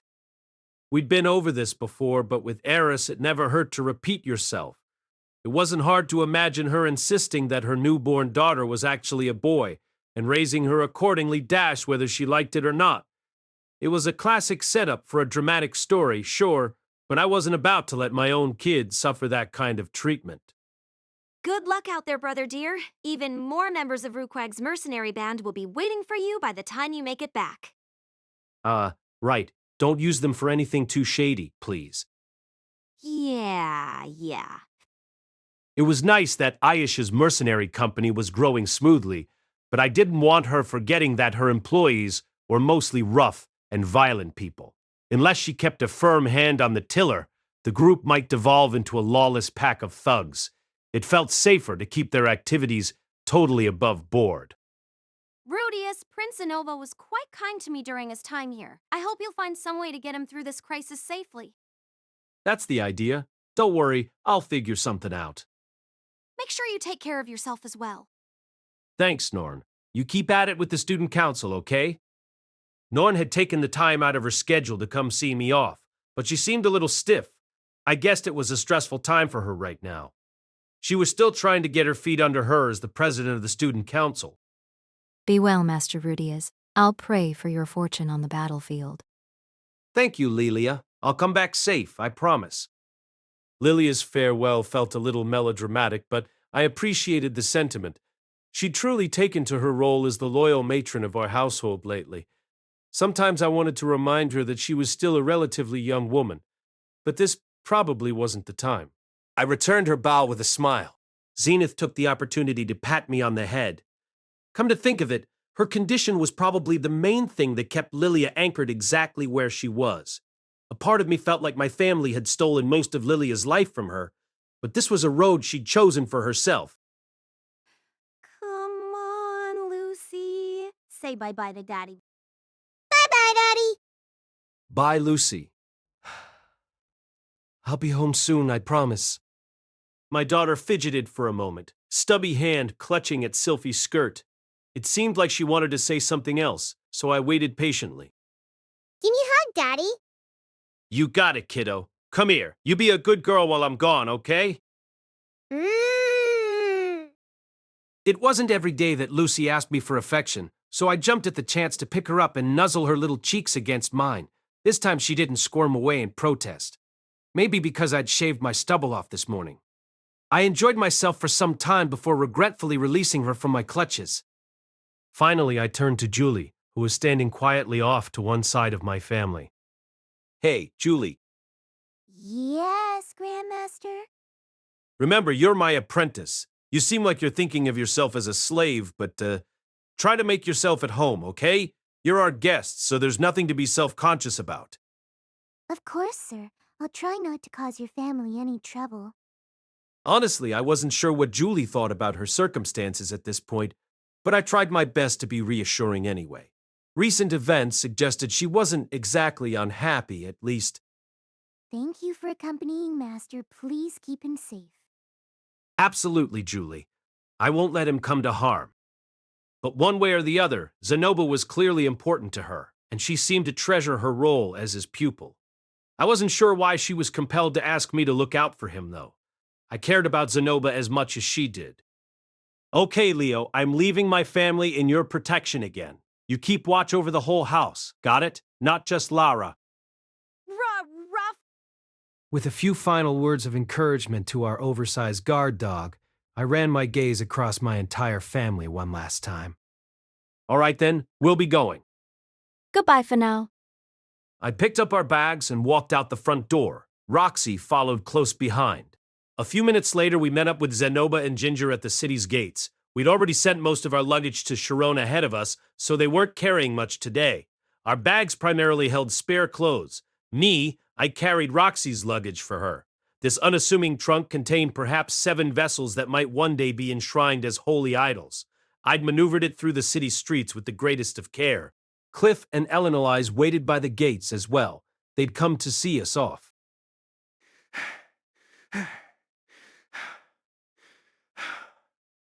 I'm sorry, Rudeus. I wish I could come with you, but... Cliff genuinely wanted to accompany us, but he had a family to consider now, and a place in society he needed to maintain. You could hardly expect him to run off on sudden months-long trips around the world like I did. It was likely to get him kicked out of the university. That's all right, Cliff. Can you keep an eye on my family for me while I'm gone? Help them out if they get into trouble? Of course, Rudeus. Take good care of Zanoba for us. Don't worry, I've got it covered. Nodding, Cliff turned to face Zanoba. I want to tell you something before you go, Zanoba. I think your patriotism is truly admirable, truly. I see. I don't know if I would call myself a patriot, in all honesty. However, I want you to keep one thing in mind. As St. Millie's once remarked... Studiously ignoring Zanoba's attempts at protest, Cliff launched into a speech that seemed more like a sermon. The word lecture also came to mind. I'd been on the receiving end of these myself too many times to count. This time, the subject concerned man's obligation to value his life as he would a precious gift. Zanoba listened politely enough, but the smile on his face was obviously strained. You could practically see the words passing in one ear and out the other. I glanced around to distract myself from the awkward scene and noticed Eleanor and Roxy had stepped aside for a semi-private conversation. Try to keep a close eye on Rudeus this time, Roxy. The boy can be surprisingly fragile when things go badly. I'm well aware of that, believe me. Huh? Am I really the one they should be worried about here? On second thought, it made some sense, given that I was voluntarily jumping into a trap and all. That kind of rash decision-making tended to inspire some concern. If he starts getting all mopey, you know what to do, right? Push him into bed and make him forget all about his troubles, just like last time. Well... I don't think that should be necessary. Rudy doesn't usually make the same mistake twice. For one thing... That reminds me. Why don't you take a shot at making baby number 2 while you're on the road? You're nursing at the moment, aren't you? That sort of thing can add a bit of excitement in bed, you know.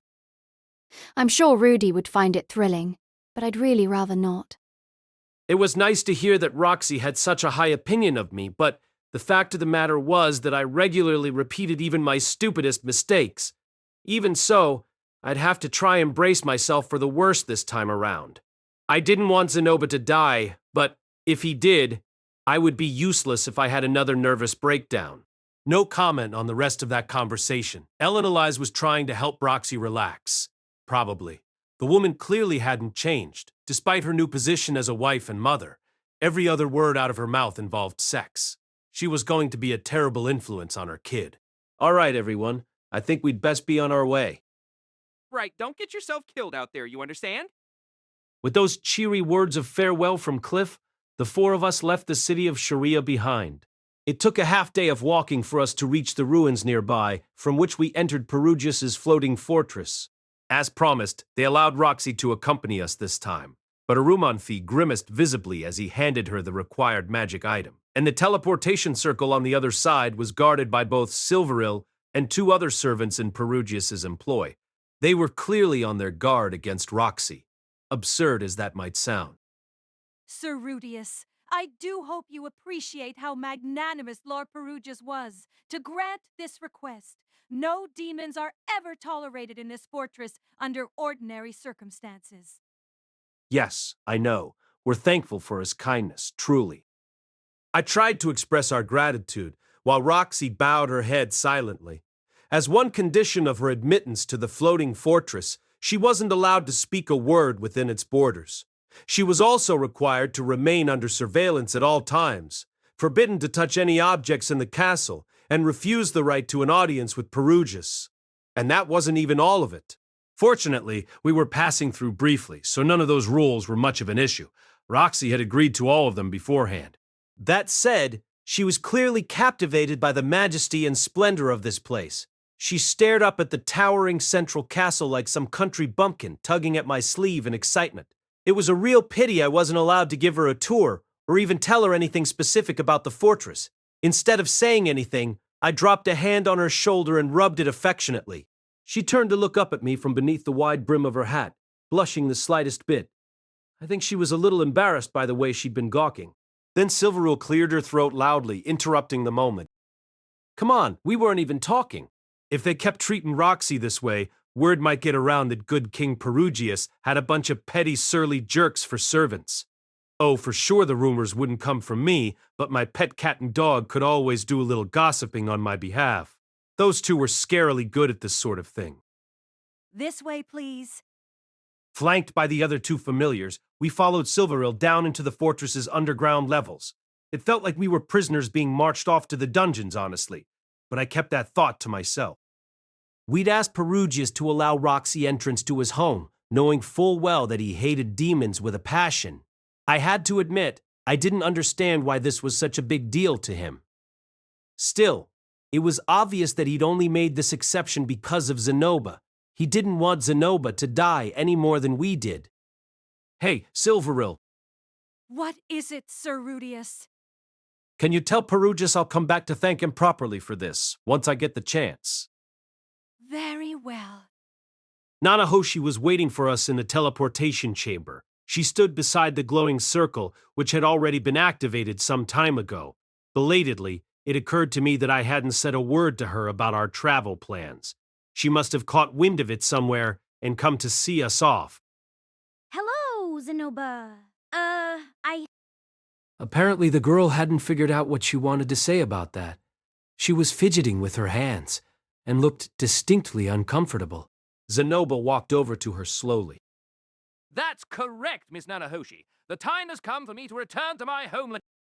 An odd expression flashed across Nanahoshi's face, somehow conveying both envy and real sadness.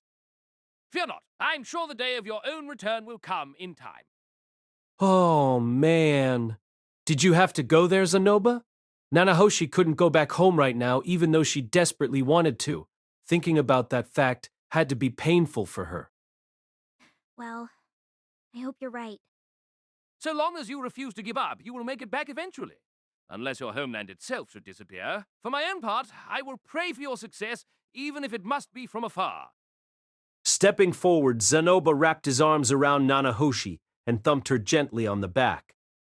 That bear hug might have qualified as sexual harassment back in Japan, but Nanahoshi didn't flinch or try to squirm away. After a moment's hesitation, she reached up and put her own arms around Zanoba. I saw tears shining in her eyes. Thank you for all your help, Prince Zanoba. No need to call me Prince, or to thank me either. I'll always remember fondly the days I spent with you and Cliff, engrossed in our research. Perhaps I'm the one who owes you a debt of gratitude. Come to think of it, Zanoba and Cliff had only grown so close because of their work with Nanahoshi. The long hours they spent together as her assistants had definitely played a part in establishing their bond. Man, those were good times, weren't they? Oh, please, you did so much for me. If it wasn't for your help, my research never would have gotten this far. Maybe so, but had we not met, I would never have become acquainted with Lord Perugius. In other words, it's only thanks to you that I can return to my homeland so quickly and easily. Let's call it even, shall we? With a loud chortle, Zanoba finally released Nanahoshi from his embrace. Well then, Miss Nanahoshi, we're unlikely to ever meet again, but do take care. You two... Nanahoshi shot me a startled, anxious look. It wasn't hard to guess what she was thinking. What's with these final farewells? I mean, he's going to teleport back here eventually, right? At least to visit? I nodded firmly to reassure her. This wouldn't be the last time they met, not if I had anything to say about it anyway. As far as I was concerned, Zanoba was heading home for a little visit, and nothing more. Well then, Master Rudeus, let's be on our way. At Zanoba's prompting, our party stepped forward onto the teleportation circle. On the other side, we emerged into the interior of a crumbling building. It was a typical enough teleportation ruin among the many scattered all across the world. This particular structure was hidden in a forest near Shirone's eastern border. It would take us around 5 days of travel to reach the capital from here. Phew. Finally freed from her vow of silence, Roxy let out a small sigh of relief. Then she curiously glanced down at the magic circle beneath her feet. These teleportation circles never get any less interesting to me. They're such fascinating pieces of work. I guess I'm kind of used to them by now. You know, if I could learn more about their design, I think I might be able to create one myself. Wait, really? You want to try? No. I think the reason Perugius won't let demons in his castle is to prevent our kind from learning the secrets of teleportation magic. It would make us dangerous opponents when Laplace is reborn, I suppose. He'd likely have me killed if I made any progress. That sounded fairly plausible. Personally, I didn't think it was the main reason for that rule, but it was probably a factor. I had to imagine that Laplace himself knew all about teleportation, though. It struck me as a little pointless. Enough chit-chat, let's get going. We need to collect our provisions and equipment for... Following his lead, our party left the crumbling ruin. We made our way to a small cabin outside the woods where most of our luggage was awaiting us. Soon enough, we were on the road to the capital. After several long days on the road, we arrived at the capital city of Latakia barely before sundown. As we passed through its front gates, Zanoba was visibly moved by the familiar sights all around him. I felt a small twinge of nostalgia myself. It had been many years since my last visit to this city, but it hadn't changed much. The streets were as brimming with adventurers to challenge the local labyrinths as ever, for one thing. On closer inspection, though, I started to pick up on some subtle differences. The people seemed a bit on edge, the streets weren't as clean, and some of those adventurers looked a bit more like thugs. More mercenaries out and about than there used to be, I must say. But I suppose that's not surprising. With a war on the horizon! The man sounded almost pleased about it. I couldn't begin to understand why. I didn't exactly get the sense he was putting on a brave front. Sounds like you're in a good mood, Zanoba. But of course, Master Rudeus, regardless of the circumstances, the thought of war is always thrilling. You think? Indeed. Any red-blooded man would surely feel the same. I wasn't about to argue his point, but I had no idea what Zanoba was talking about. Were these the same kind of thrills you got from looking at a giant robot, or what? In any case, we made our way straight to the inn where Ginger had reserved a room for us in advance. The plan was to spend a single night here, then put on some clean clothes so we could present ourselves at the castle. There we would report Zanoba's return and request an audience with the king. Given that we'd never crossed the border, we were expecting a certain amount of scrutiny from the guards, but we'd already thought up a good explanation in case they chose to press us on the matter. Now then, Prince Zanoba, by your leave, I think it prudent that I blend into the crowds for a time and gather any information that I can. Ginger was ready to go off on her own as soon as we arrived at the inn. Before she could walk out into the street, however, Zanoba raised an objection. Ginger, you are a knight of Shirone. Shouldn't you first present yourself at the palace with me and report your return? I am a knight, yes, but your personal bodyguard above all else, and my instincts tell me that all may not be well within this city. I see. Very well. Go and investigate. Yes, sir.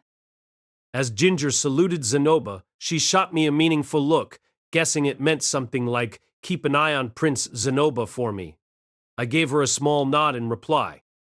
We'd made it this far without a hitch, But now things were going to get a lot more interesting.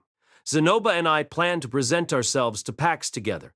Hopefully that audience would give us some hints as to what the man god was trying to accomplish here. There was a possibility the death god would try to murder me on the spot. In that scenario, I'd flee the castle with Zanoba in tow. Roxy would be waiting outside to support us as we retreated outside the city. I'd equip the magic armor there, and then decide whether to fight or just keep running.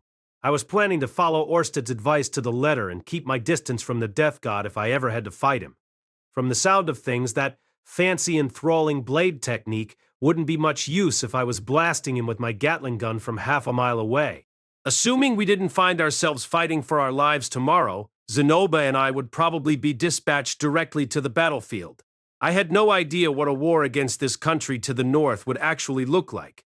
And apart from getting us through that in one piece, I needed to find some way to convince Zanoba not to stay here.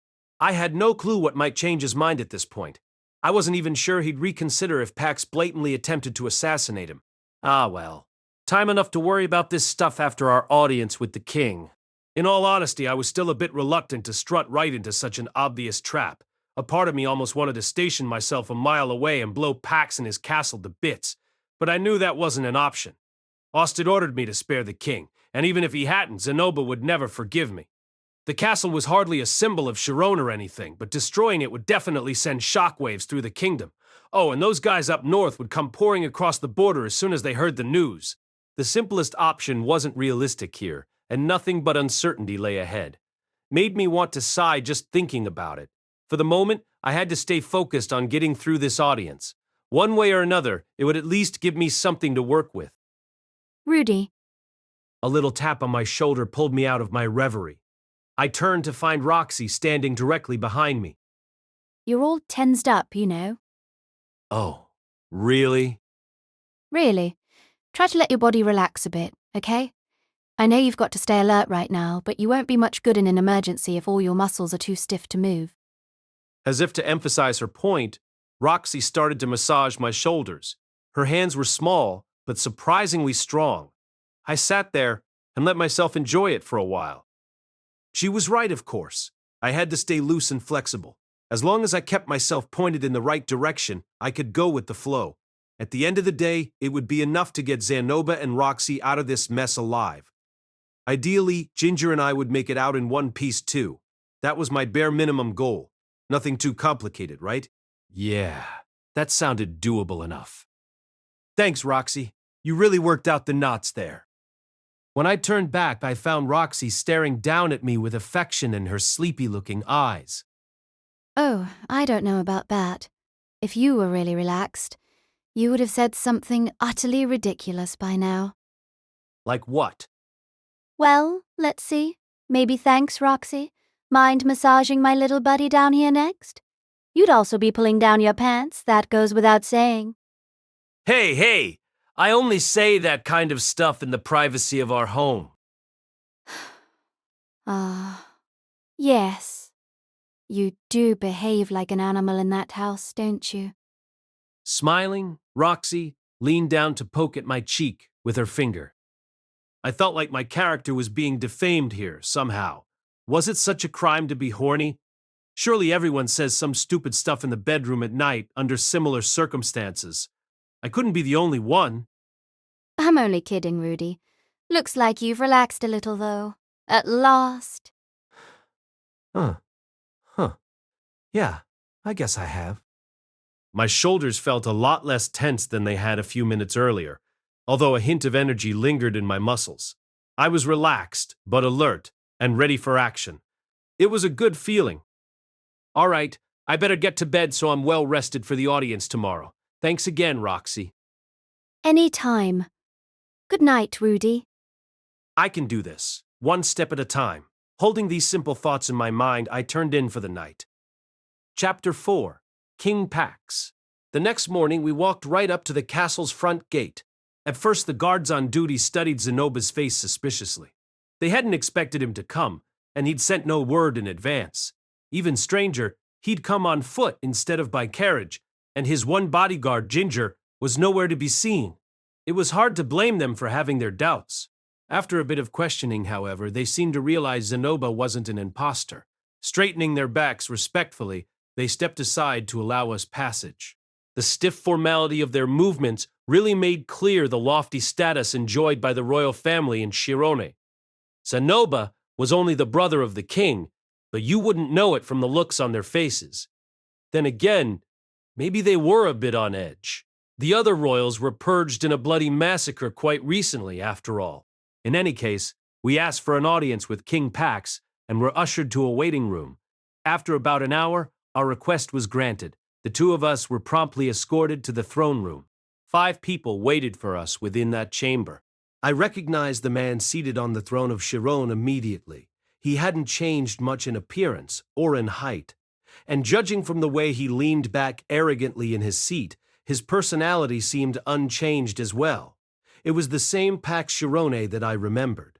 On closer examination, he looked a bit more mature, and there was a subtle hint of strength in his eyes. But those were the only real differences I saw. Next to him sat a beautiful girl who looked young enough to be a middle schooler. She had slightly curly blue hair and wore a sleek white dress. I could almost have mistaken her for a Miggard, but the shade of her hair was notably different from Roxy's. She must have been from a different race. The girl's eyes were vacant and unfocused. Judging from the coronet on her head, though, I assumed that she was Pax's queen. Pax had one arm draped casually behind her. At a glance, it almost looked like an innocent display of affection. But I knew better. The man was clearly fondling her butt right now. Did he think he was being subtle or something? Well, whatever. I didn't have time to be critiquing his treatment of some random concubine right now. My attention turned to the person standing at the woman's side, and that was where it stayed. I couldn't tear my eyes away. It was a man who looked to be in his mid-40s. He was solidly built and carried a sword at his hip, but he wore only the lightest of defensive gear. Nothing about him looked remotely imposing, and his attitude seemed mild enough. I would have walked right past him in the street without a second thought, unless I got a good look at his face anyway. To call him gaunt would have been an understatement. His cheekbones seemed likely to push their way out of his papery skin at any moment. An eye patch covered his right eye. His left, sunken deeply in its socket, looked as lifeless as a glass bead. I felt like I was staring at a zombie, or maybe a demonic pirate captain from some old movie. In other words, this was a man with a skeletal face. I had no doubt that I was face to face with the death god, Randolph Marianne. A pair of armored knights flanked this central group of 3. I assumed they were among those who'd been dispatched here from the King Dragon Realm along with Randolph. Your Majesty, it is I, Zanoba Shirone. I have returned from the magic city of Sharia in answer to your summons. As he spoke, Zanoba stepped forward and dropped to one knee. From the looks of things, he didn't have any issue bowing and scraping before his little brother. I kneeled as well, but made sure to keep the Gatling gun hidden underneath my robe, fixed on Randolph. You certainly made excellent time. The matter clearly called for urgency, so I made the utmost haste. Oh, did you now? And here I was, thinking you must have been lurking somewhere inside Shirone in the first place. I never got word that you'd crossed our borders, you see. We'd made it to Shirone a mere month after receiving Pax's letter. Normally, the trip from Sharia would take an entire year. You couldn't blame the guy for having his suspicions. Indeed, I came under attack repeatedly during my journey, so it seemed wisest to make my way here in disguise. Even after entering Shirone? Was then that I grew more cautious. Ah, I see. Pax snorted quietly, but appeared content to let the subject drop. It seemed he wasn't going to press too hard for an explanation of Zanoba's quick arrival. After settling back on his throne, the king pointed at me with a jerk of his thumb. And what about your companion here? His name is Rudeus Greyrat, Your Majesty, as you may remember. I wasn't asking you for his name. What were you asking in that case? I'd like to know what he's doing here, obviously. I recruited him to our service in the city of Sharia. He is a powerful mage, so I thought he might prove useful in the coming war. This was another explanation we'd worked out in advance. In this world, magicians were highly valuable weapons of war. Even intermediate or advanced tier mages were effective at creating fortifications. and large-scale attack spells could wipe out entire legions of troops. In a simple one-on-one duel, swordsmen held the advantage over mages of equal skill. But as the scale of a battle grew larger, so did the importance of magic. In times of war, even the haughtiest of kings would lower themselves to flattery if it meant earning the services of a saint or a king-tier mage. And yet, Pax responded with a snort. He studied me for a moment with a cold sneer on his face, then turned his attention back to his brother. Is that so? To be frank, Zanoba, I rather assumed you brought him here to kill me. As soon as those words left Pax's mouth, I could feel a sudden ripple of hostility from the two armored knights who flanked the throne. It seemed the knights the King Dragon Realm had loaned Pax were relatively loyal to him. He supposedly had 10 at his disposal, including Randolph. There were 3 in this room. I found myself wondering where the other 7 were. In all honesty, though, maybe it wasn't that important. This pair didn't look too dangerous. Certainly not, Your Majesty. I haven't the slightest intention of opposing you. So it doesn't bother you that I seized the throne by force? I can't say that it does. I pledged my loyalty to Shirone, not its former king. But I'm sure you don't intend to pledge yourself to me either. Zanoba didn't say anything in response to that. Pax let out another snort, looking more bored than anything else. Another man might have interpreted Zanoba's silence as evidence of disloyalty, but it didn't seem to bother him too badly. Enough of this. To be frank, brother, I don't particularly care what your real intentions are. Take a good look at these gentlemen. These are the elite knights I brought back with me from the King Dragon Realm. The 2 armored men bowed deeply at Pax's words, although the death god stifled a yawn and nothing more. This man here is particularly fearsome. His name is Randolph Marianne, known also as the Death God, ranked 5th among the 7 great powers. Starting slightly as Pax gestured toward him, the death god apparently decided to introduce himself. He took a single step forward with a strained expression on his face, cleared his throat, and began to speak. A pleasure to make your acquaintance, sirs. I am indeed Randolph Marianne. I was born in the King Dragon Realm, but raised on the Demon Continent. I am of mixed race, part human, part elf, and part immortal demon, among other things. I earn my living as a knight, serving in the King Dragon Realm's Blackworm Knights under the command of High General Shaggle Gargantus. Murder is my area of expertise. I can kill, quite literally, anyone, although I follow no specific style. I've dabbled in both the North God and the Water God traditions. I am commonly referred to as the Death God, which leads some to take me for a crazed serial killer, but I assure you that nothing could be further from the truth. I'm a gentle soul with a passion for cooking. I do hope we can be friends. Having rattled off this little speech without a moment's hesitation, Randolph offered us a half-hearted attempt at a smile before stepping back into his former place. I got the sense that he badly wanted to be somewhere else. Quite a character, isn't he? But I'd encourage you not to underestimate him. He's the one who cut down my brother's finest guards in the blink of an eye and secured me the throne. It sounded like Randolph had basically handled the whole thing all on his own. Not that surprising given his place on the Great Powers list. Orsted seemed to think he'd lost some of his edge over the years, but that clearly didn't mean he was a pushover. How about it, Zanoba? Shall we face him off against that mage of yours and see which one comes out? Ah? So that's how they're going to play it?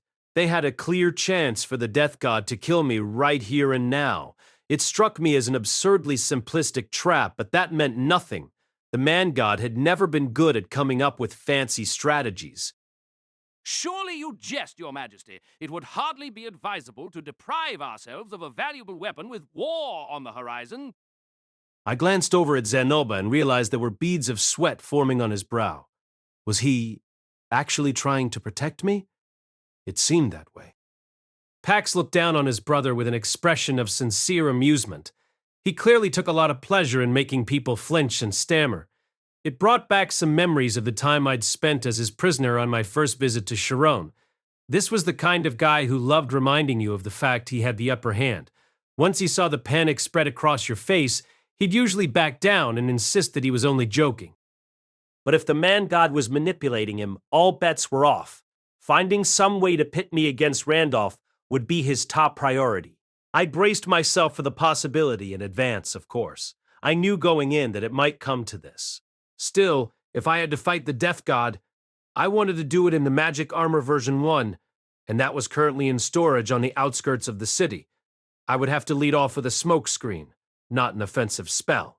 Then I'd grab Zanoba, flee the castle, and return in my full suit of magic armor. That was my best chance to survive. Just as I reached this conclusion, however, Pax leaned back lazily in his seat. I was only joking, obviously. Oh, I guess we're not doing this after all. A bit surprised, I glanced over at Randolph to find him stifling yet another yawn. From all appearances, he wasn't even paying attention to the conversation. I was starting to wonder if that man might be sleep-deprived or something. He yawned as often as a college kid who wanted everyone to know he'd pulled another all-nighter. I'd never seen someone look so profoundly bored before. I've heard the rumors about your Rudeus Grey Rat myself. Although aided by the armored Dragon King, he supposedly defeated both the Water God Rita and the 3 Blades of the North God in the Kingdom of Asura. And Randolph here is a precious asset on loan to me from the King Dragon realm. I'm sure he wouldn't lose the fight, but if I got him badly injured, I'd be too ashamed to face his majesty. Apparently, this was all Pax had to say about me. He repositioned himself on his throne and fixed a sharp glare on his brother, abruptly changing the subject. On another note, if I'm not mistaken, brother, you seem to be quite wary of me. In my defense, Your Majesty, our last parting wasn't on the best of terms. Ah, yes. I suppose that's true enough. You may rest assured, however, I'm not interested in picking a fight with you after all these years. Pax crossed his legs and rested his elbow on one knee, then leaned his cheek against his fist. Was he trying to look as arrogant as humanly possible, or did it come naturally to him? I grant you my forgiveness for your trespasses. My sincerest thanks, Your Majesty. It is far more than I deserve. Think nothing of it. Smug was probably the best word for the smile on Pax's face in that moment. It was the smile of a man who felt utterly confident in his superiority. There was no doubt in his mind that he could crush Zanoba if he wanted to, but he would generously decline to do so. In fact, Zanoba, perhaps I owe you a debt of gratitude. You see, it was that unfortunate incident which provided me with a chance to... I really wasn't sure what kind of change Pax was referring to. In appearance, he was still the same rotund little man as ever, at a glance at least. Yet, as I studied him more carefully, I realized he'd actually lost a decent amount of weight. It was hard to tell from a distance, especially with him leaning back on that throne, but his waist and chin were a bit less flabby than before. His neck was thick, but looked more muscular than anything else. It seemed like he'd actually gotten in shape. Of course, I gathered he was talking about something a little more profound. I won't deny it. When they shipped me off to the King Dragon realm to serve as a hostage, I wept with anger at the unfairness of it all. For many days, I bitterly cursed your name and that of Rudeus Grey Rat. Zanoba swallowed audibly. But then, I was changed. Pax looked over at the girl sitting at his side. She turned to meet his gaze. There was something in their eyes that almost looked like trust. I hope you won't mind if I reminisce out loud for a moment. Silence. Without waiting for us to reply, Pax launched immediately into his tale. The story begins sometime after my arrival in the King Dragon realm. Largely ignored by my hosts, I grew increasingly sullen and withdrawn. But then, I met a certain girl. Not that I minded. There was always a chance he'd start blabbering about his new best friend, the man god. This girl seemed to spend all her time alone in the gardens, doing nothing in particular, with a melancholy expression on her face. No one spoke to her, and she spoke to no one. When I asked her what she was doing, her reply was always, nothing really. Over time, Pax developed an interest in this strange, quiet girl. He made a habit of speaking to her in the gardens every single day. The girl wasn't talkative, but she always replied when Pax spoke to her. She knew almost nothing of the world and seemed to take great pleasure in hearing him describe it. Her happiness proved infectious, and Pax began to consciously look for topics of conversation that might interest her. But then one day, I happened to overhear a bit of palace gossip. Rumor had it that the shame of Shirone had grown close to the half-wit girl. They were thought to be a fitting couple, but there was much concern expressed about the dreadful possibility they might reproduce and fill the palace with children just as worthless as they were. It was a rumor meant to inspire malicious laughter. In that moment, I wanted nothing more than to cut the heads of those vicious gossips from their shoulders. Back in Shirone, it would have been trivially easy to arrange. Anyone who slandered a member of the royal family, no matter how drunk they might be, would suffer dearly for their mistake. Here, however, Pax could do nothing. In the King Dragon realm, I had no authority, no power. It was a moment of bitter, painful frustration. He yearned desperately for some way to take revenge, but the only thing he could do was cry bitter tears into his pillow. When the tears stopped coming, he tried to dismiss their words as the opinions of fools best forgotten entirely.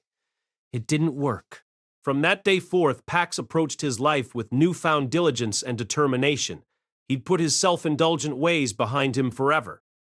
I don't even know myself why I changed so suddenly, but I suppose I wasn't a particularly stupid boy to begin with, and I wanted to prove that there was nothing worthless about me. Dropped into an unfamiliar environment, he met unfamiliar people, experienced unfamiliar feelings, and began to act in unfamiliar ways. Just like that, he'd turned over a new leaf. I understood exactly what he was talking about, of course. It sounded a lot like my first years in this world. In any case, Pax began working very hard to improve himself. He threw himself into the study of magic, along with his other academic subjects.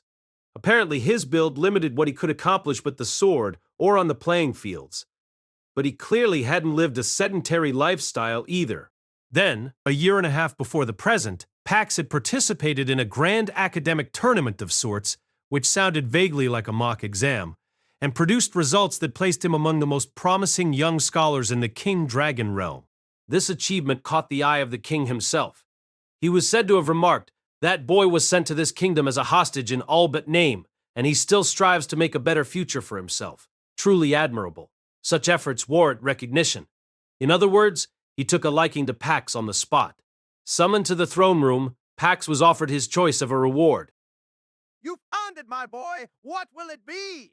Gold? An appointment? If you wish, I'll even permit you to defect from Shirone and become one of my subjects. The king's suggestions were generous enough, but without a moment's hesitation, Pax responded, "I would have your 18th princess." His beloved's name was Benedicta King Dragon, and she was one among the king's many daughters. Her mother was a demon of unknown origin. The king had employed her on a whim and impregnated her on another. Benedicta herself wasn't even in the line of succession. Though officially granted the title of 18th princess, no one truly treated her as royalty. Quiet and inexpressive by nature, she'd acquired a reputation as a half-wit. And yet, Pax asked for her hand in marriage. The king hesitated briefly before accepting his request. "I might have denied you one of my other daughters, but Benedicta is no great loss. However, she is a royal princess, at least in name. You'll need to secure your own position first." He proposed that the King Dragon realm should send Pax back to his homeland of Shirone. Once he had assumed a suitably prestigious office there, Princess Benedicta would be sent to join him as his wife. Shirone could offer up another prince to take his place as a hostage. This way, the marriage could be arranged without appearing irregular. However, the kingdom of Shirone politely declined to accept the king's proposal. Pax had caused no end of trouble back home in his youth. They likely wanted him to stay in the King Dragon realm for the rest of his life, and they certainly didn't want to hand over another of their princes in exchange for him. The king was enraged by this reply. The kingdom of Shirone was something very close to a vassal state of the King Dragon realm, and their refusal to obey him would be punished. He loaned Pax his realm's strongest weapon, the death god Randolph Marianne, along with 9 other knights who seemed amenable to serving Pax, and sent them off to launch a coup d'etat. By arranging for the slaughter of Shirone's royal family, he had seated Pax on the kingdom's blood-stained throne. And so it all simply fell into my lap. I have my rank, my prestige, the woman I love, and the finest underling any king could ask for. As he spoke these words, Pax wrapped one arm around the girl beside him. and glanced meaningfully at the death god. A blush spread across the girl's expressionless face. Randolph shrugged. Apparently the girl was this Princess Benedicta Pax had spoken of in his story. Hold on a second, though. He rattled off his whole life story for us, and I didn't hear a single word about the man-god. Initially, I had assumed Pax was guided to the throne by a few convenient prophecies. Maybe I jumped to conclusions on that one. I mean, his sudden transformation into a diligent young man did sound a little fishy, but the single most suspicious character in that story was definitely the king of the King Dragon realm. He'd popped up out of nowhere to offer Pax a huge reward, then flipped out on an allied kingdom over something that seemed incredibly minor. It would make sense if he was acting on the advice of the man-god. Then again, it wasn't like it had to be either him or Pax. They could both be disciples for all I knew. Do you understand now, Zanoba? At this point, I don't have any reason to resent you. I do indeed! A most impressive tale, Your Majesty. I'm overcome with admiration. Zanoba bowed his head yet again, seemingly overwhelmed with emotion. As he lifted his face from the ground, he gingerly posed a single question. But I do wonder, given that you have the finest of mights at your disposal, why did you feel the need to recall me to Shirone? Ha! I should think it would be obvious. Did the man have to be so pompous about everything? It was seriously slowing down the conversation. Didn't help that Zanoba spoke just as formally, mind you. To be sure, Randolph could deal with this invasion easily enough. But while he is my underling for now, he is a knight of King Dragon, and in time I must return him to its king. What would His Majesty think to learn I was incapable of defending my own borders without relying on a borrowed blade? Ridiculous as that sounded, he had a point. The only reason he was sitting on this throne was that he'd impressed the king of the King Dragon realm. If he wanted to stay there, he needed to keep doing that. A man like me must prove his usefulness continually. Surely you can see that. I knew where he was coming from. I was constantly trying to demonstrate my usefulness to Orsted, after all. In any case, Burr Zanoba, I believe I've explained myself sufficiently. You may suspect I called you here to take my revenge, but that simply isn't true. The situation is exactly as I described it in your summons. My coup has left our armies weakened, and the Northerners wish to take advantage. Under such circumstances, I need warriors like you. We have put the past behind us. All I would ask now is that you serve me well. As he spoke those words, Pax jerked his chin down slightly. The movement could hardly be called a bow, but it seemed like a gesture in that general direction. I wasn't sure why he'd stopped himself from calling Zanoba brother, though. Was it more kingly to pretend you weren't related to your family? But of course, Your Majesty, it was for this very purpose that I was kept alive for all these years. He hadn't hesitated. His answer came so quickly, in fact, that it caused Pax to raise a dubious eyebrow. Do you truly mean that, brother? I am a usurper who took this throne by force. Does that not bother you in the slightest? He was blatantly testing Zanoba, but I understood his reasons for doing so. Pax had massacred all of their other siblings. Perhaps he no longer held a grudge against Zanoba, but that didn't mean the feeling was mutual.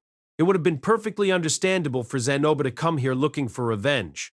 Zanoba looked up at Pax and hesitated for a moment, then lowered his head again in silence. Watching his brother struggle to find an answer to his question, Pax jerked his chin upward to a more imposing angle. You may speak freely. This was an important moment. Zanoba's answer would probably determine whether I found myself fighting for my life against the death god. Randolph looked completely disinterested in everything taking place around him, but he would doubtless spring into action with ferocious speed at a single word from Pax. I would need to blind him, slow him down, and blast through the castle walls to make our escape route. As I braced myself for the worst, Zanoba opened his mouth to speak at long last. Whoever holds the throne of Shirone, and however they might rule, the fact remains that my life's purpose is to protect this kingdom from her enemies. For a moment, there was silence in the throne room. Zanoba hadn't answered Pax's questions directly, but his implied message was clear enough. He would obey the new king's orders and make no moves against him. Pax frowned slightly, perhaps uncertain what to make of this. Was Zanoba an ally or an enemy in the making? He ultimately seemed to give up on trying to decide. Well, it's all the same in the end. And then, in a voice far louder and more confident, he issued his commands. Zanoba Shirone, I order you to organize the defense of Fort Charon. Your troops have already been deployed there. Take up your post as their commander and hold back the invaders from the north. Yes, Your Majesty! After drawing himself up to his full height, Zanoba bowed deeply one last time, and our audience came to an end. I followed my friend out of the throne room, feeling like a man who'd just dodged a bullet. After our conversation with the king, the two of us were shown to our room for the night. Zanoba's own bedroom no longer existed, so we'd be staying in a guest room on the second floor of the palace. A guard, presumably another knight from the King Dragon realm, was posted outside the door. Supposedly this was for our protection, but he was clearly there to keep an eye on us. Pax had his lurking suspicions about Zanoba. Zanoba and I would be departing for Fort Charon in the north first thing the next morning. I wanted to explain the situation to Roxy, but we were under surveillance at the moment. Sneaking out to see her could be risky. There'd be time enough to fill her in once we met up on the road. I followed Zanoba into the room, deciding I'd try my best to relax for now. Despite Zanoba's royal status, he was sharing a single room with me tonight. I guessed Pax thought it would be easier to monitor our movements if he kept us in one place. We sank down onto the rooms facing sofas and took a moment to catch our breath. Well, that was something of a surprise. Pax seems to be a what? It was Zanoba who eventually broke the silence. His tone of voice was the same as ever, and there was actually a hint of happiness on his face. You think? Understanding that the kingdom of Shirone should be protected by its people, he asked me for my help despite our personal differences. A most admirable attitude, wouldn't you agree? Well, sure, when you put it that way. He'd more demanded help rather than asked nicely, in my opinion. But maybe that wasn't worth getting into. I know you were quite concerned about his intentions, Master Rudeus, but people do change, and they do make mistakes. Yeah, I guess you're right. Pax's methods may be violent, and his tactics sometimes incorrect, but I believe he's doing the very best he can for the kingdom. I couldn't deny Zanoba's thoughts altogether. Pax really had changed for the better, at least to some degree. He was at least trying to move things in the right direction. But his intentions weren't the only thing I had to worry about, or even the most important thing. Okay, but what if he's being manipulated by someone? Like, I don't know, an evil god? You refer to your own sworn enemy, I presume? Huh? Did I tell you about this? I was at the table when you discussed it with Sir Cliff. Oh, right. Zanoba was present for that conversation, wasn't he? But as I remembered it, he didn't believe anything I was saying. At the time, I rather thought that you had made the whole thing up. However, once I witnessed Orsted's curse weakening under the effect of Sir Cliff's magical implement, I realized the truth in what you said, that you and he were allied against a most malicious foe. Well, this was news to me. But if he'd figured out that much, it couldn't hurt to tell him the rest. He was already mixed up in this after all. All right. I guess I should tell you the whole story then. My thanks, Master Rudeus. I proceeded to give Zanoba a more detailed summary of my history with the man-god. After covering all our past encounters, I explained my concerns about the current situation. I made it clear there was a chance that Pax was currently under the man-god's direct control. I see. However, Pax never so much as mentioned this man-god in his tale. Perhaps there's no connection whatsoever? This god manipulated me for years, Zanoba. He's slippery. There's no telling what strings he might be pulling behind the scenes. Even if Pax wasn't a disciple himself, someone close to him might be like the death god or Benedicte, for starters. At the moment, I was most suspicious about the king of the King Dragon realm. Since the man-god could control up to 3 disciples at once, however, it felt safe to assume he'd position at least one of them in Shirone itself. Ah, yes. He deceived you into doing battle with Orsted, correct? That's right. And now, you're concerned that he might deceive Pax into coming for your life? I suppose I'll have to protect him in that case. Pardon? Pardon? Just be careful. They don't take kindly to people who can't handle themselves. Sorry, does that mean you're going to fight for him if it comes to that? Against me? What? No, no, I could never raise my hand against you, Master Rudeus. You're hardly a threat to Pax in any case. You were instructed to spare his life, weren't you? Yeah, but you said. I meant I would protect him from the man-god, naturally. Phew. Okay, that makes more sense. He'd startled me there for a minute. The last thing I wanted to think about was Zanoba changing sides on me at the last moment. That would really leave me out of options. All that aside, it felt pretty odd to hear him talk about protecting his brother. You know, Zanoba, I didn't think you actually cared what happened to Pax. For a moment, Zanoba looked at me in blank surprise. Then he propped his chin back on his hand and pondered my remark. I suppose I didn't, up until today. After all, I hadn't even seen the man for many years. But now that I think about it, this may be the first time he's ever turned to me for help like that. All of a sudden, Zanoba's frown gave way to a cheerful smile. Weird. He had to know that Pax was only using him, right? He'd never been the kind of guy to take pride in his dependability before. Well, maybe some of his determination to protect Shirone was carrying over to its king. They were relatively similar goals, after all. In any case, I was having a lot of trouble guessing what the man-god's plan was this time. It wasn't clear who any of his disciples were, and there was no sign of anyone trying to kill me at the moment. It felt like I was missing something, overlooking some crucial piece of the puzzle. It was always possible that this trap was a mere figment of Orsted's imagination. I couldn't afford to be too optimistic about that possibility, though. Most likely there was a trap here, and I simply hadn't yet discovered it. The list of possible dangers was basically infinite, so I knew it wouldn't be productive to spend my time considering them one by one.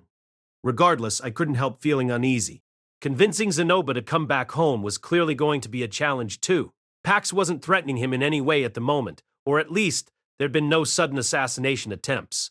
If he asked Zanoba to stay here permanently in some key military position, it was hard to imagine that Zanoba would refuse. Frankly, unless Pax tried to have him killed, my chances of convincing him to leave seemed dim at best. So long as his life wasn't in danger, he'd essentially moved back home to take a job, you know? A boss like Pax was likely to demand a lot of mandatory overtime. But, at the end of the day, Zanoba had the right to choose his own employer as he pleased. Still, there was a good chance Pax would change his attitude eventually and try to dispose of Zanoba. At the moment, I had no evidence he was planning anything, but that didn't rule out the possibility. It wouldn't do much good to have my suspicions confirmed after my friend was murdered. I needed to find some sign of Pax's real intentions in advance. On top of that, even if Pax had no interest in harming Zanoba right now, he could change his mind at any moment, and right now I had nothing solid to go off either way. Somehow, I had to search for evidence that might not even exist. God, I think I might go bald from stress. Resigned to the fact I wouldn't reach any useful conclusions on my own, I resolved to ask Roxy for her thoughts tomorrow. Chapter 5. Fort Charon.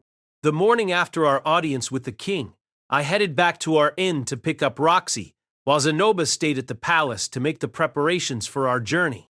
I found Roxy waiting in her room, fully equipped and ready for action. From the looks of things, she must have been awake all night, but when I walked in the door, she jumped to her feet and ran over to me. Is everything all right? I was a little worried not to hear from you. Yeah, it actually went fine. Roxy hadn't eaten breakfast, so we headed down to the first floor of the inn for a quick meal. I described our audience with King Pax as we ate. I had 3 main takeaways.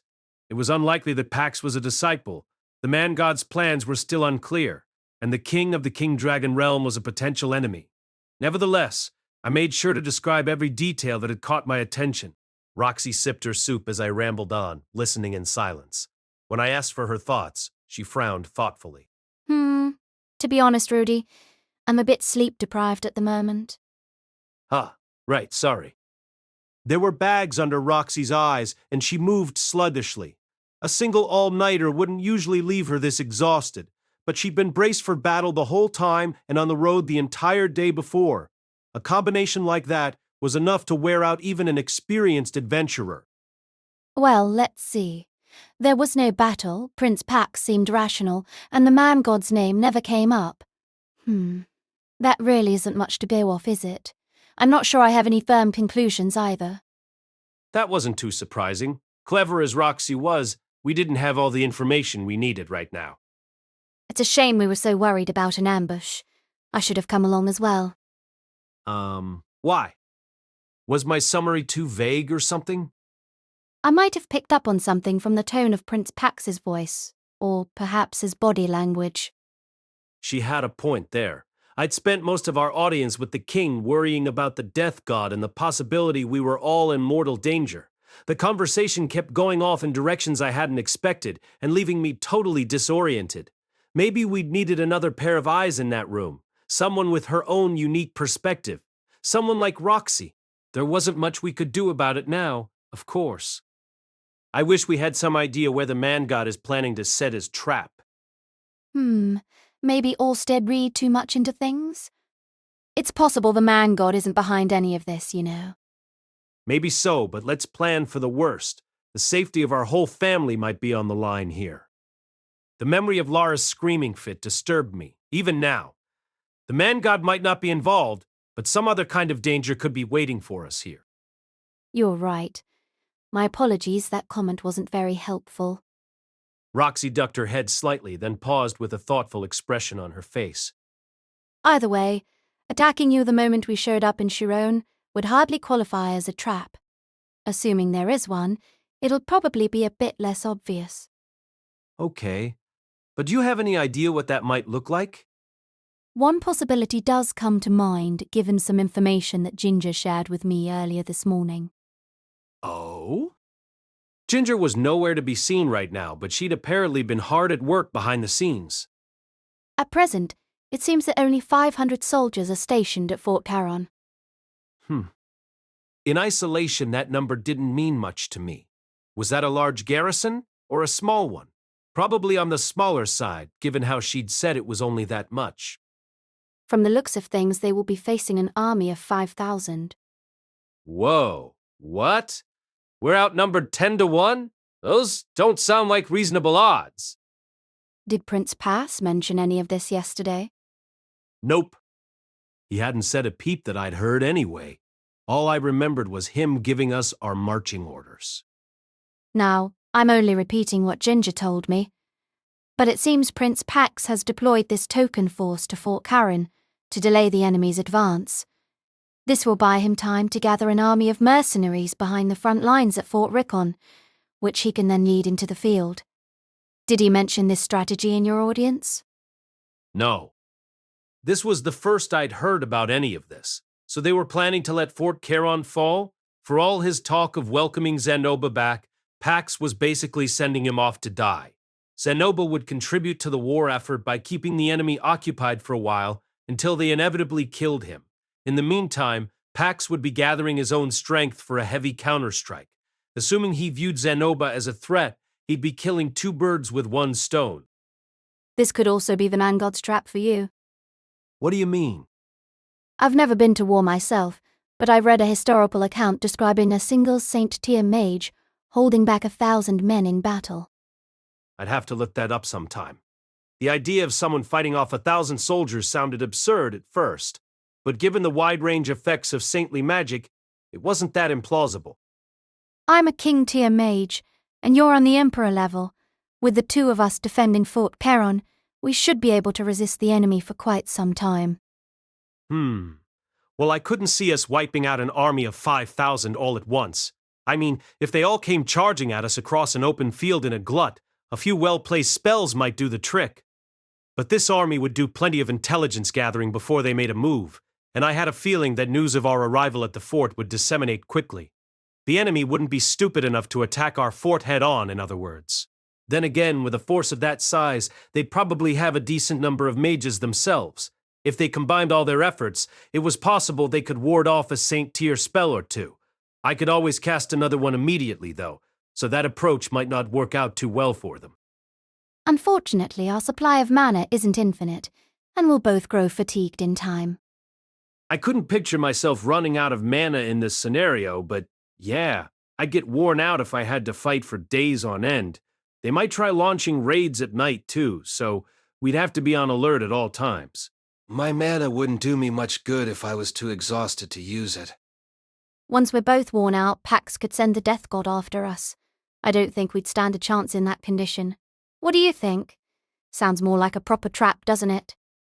Ooh, yeah, for sure. Additionally, Pausing for dramatic effect, Roxy jabbed her spoon out like a finger. At some point, she'd switched over into Professor Roxy mode. the man god can possess 3 disciples at any given time, correct? That's right. Now, the king of the King Dragon realm basically forced Pax onto his throne, so it's safe to assume he's one of them.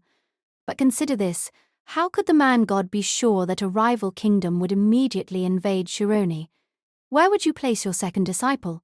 In his shoes. Oh, of course. The rival kingdom.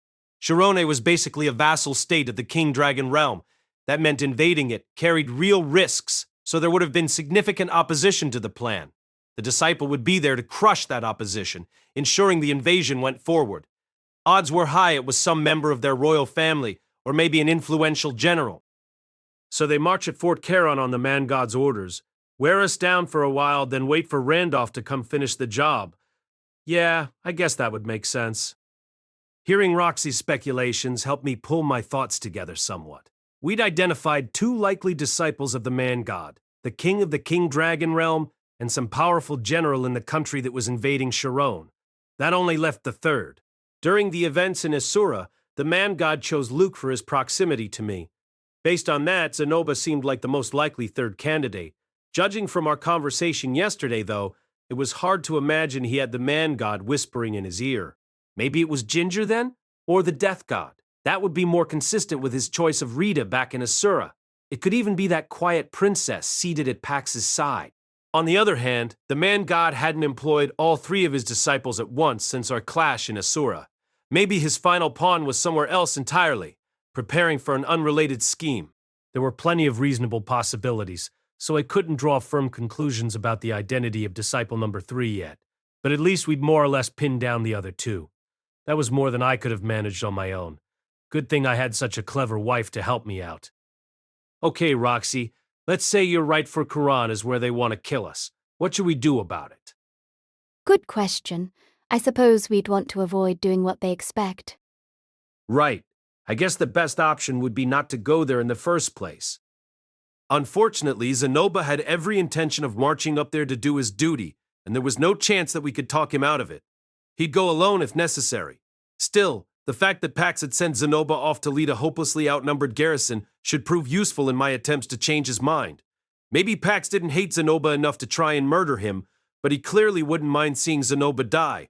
He was trying to use his own brother as a sacrificial pawn. I knew that wouldn't be enough to convince Zanoba even so. He felt he had some sacred obligation to protect this kingdom. With Shirone's enemies massing on the border, turning tail and running away was the last thing on his mind. Wait a minute. Does that mean he might reconsider if we managed to take out that army of 5,000? Pax would be gathering a large force of his own while we held the line at Fort Charon. In other words, if we managed to repel the enemy's attack completely, Shirone would no longer be in any real danger. In a sense, Zanoba's duty would be done. I think we have to go to Fort Charon, Roxy. It's our only chance to save Zanoba. Very well, then. Too bad we're probably walking right into a trap. Roxy nodded with a grimace. It wasn't clear what we could do about that possibility. I'd have to bring the Magic Armor version 1 along at the very least. Maybe I could find a way to smash through our problems with brute force. That would certainly be easiest. Well, we have some time to think it over before we get there. Let's consider our options carefully. Yes, Miss Roxy.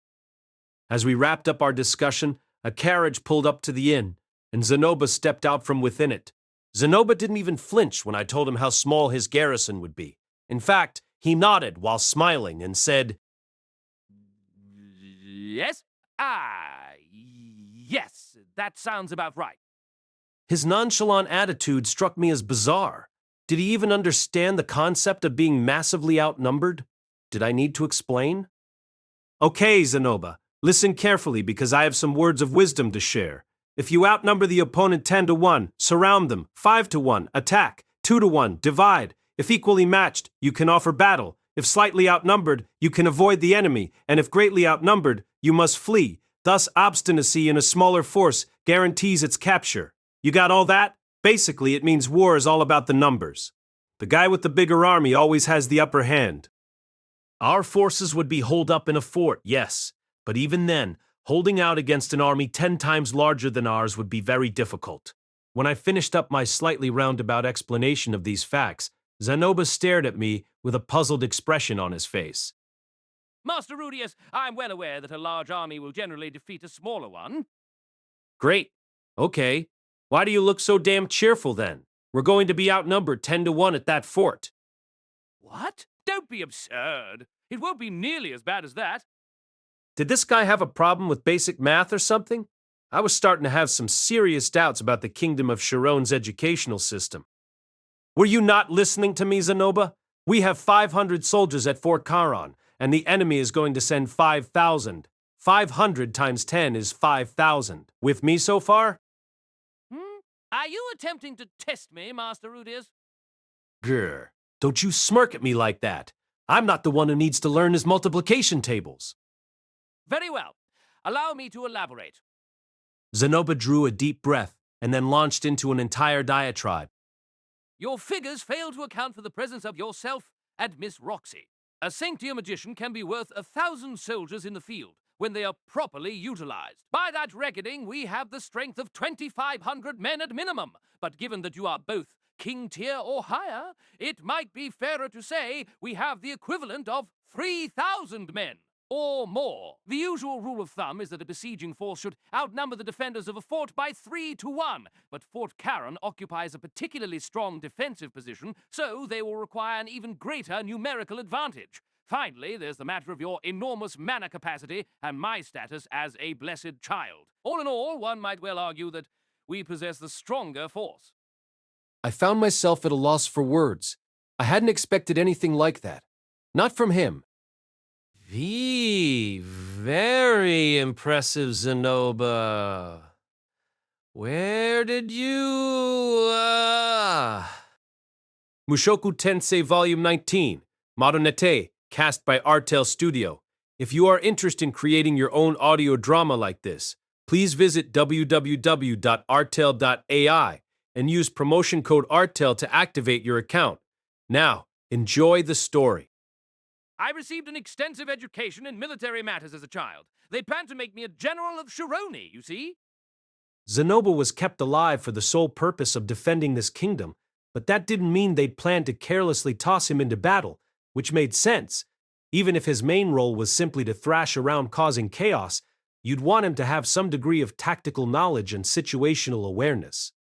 I guess I'd underestimated the educational standards of Shirone's royal family.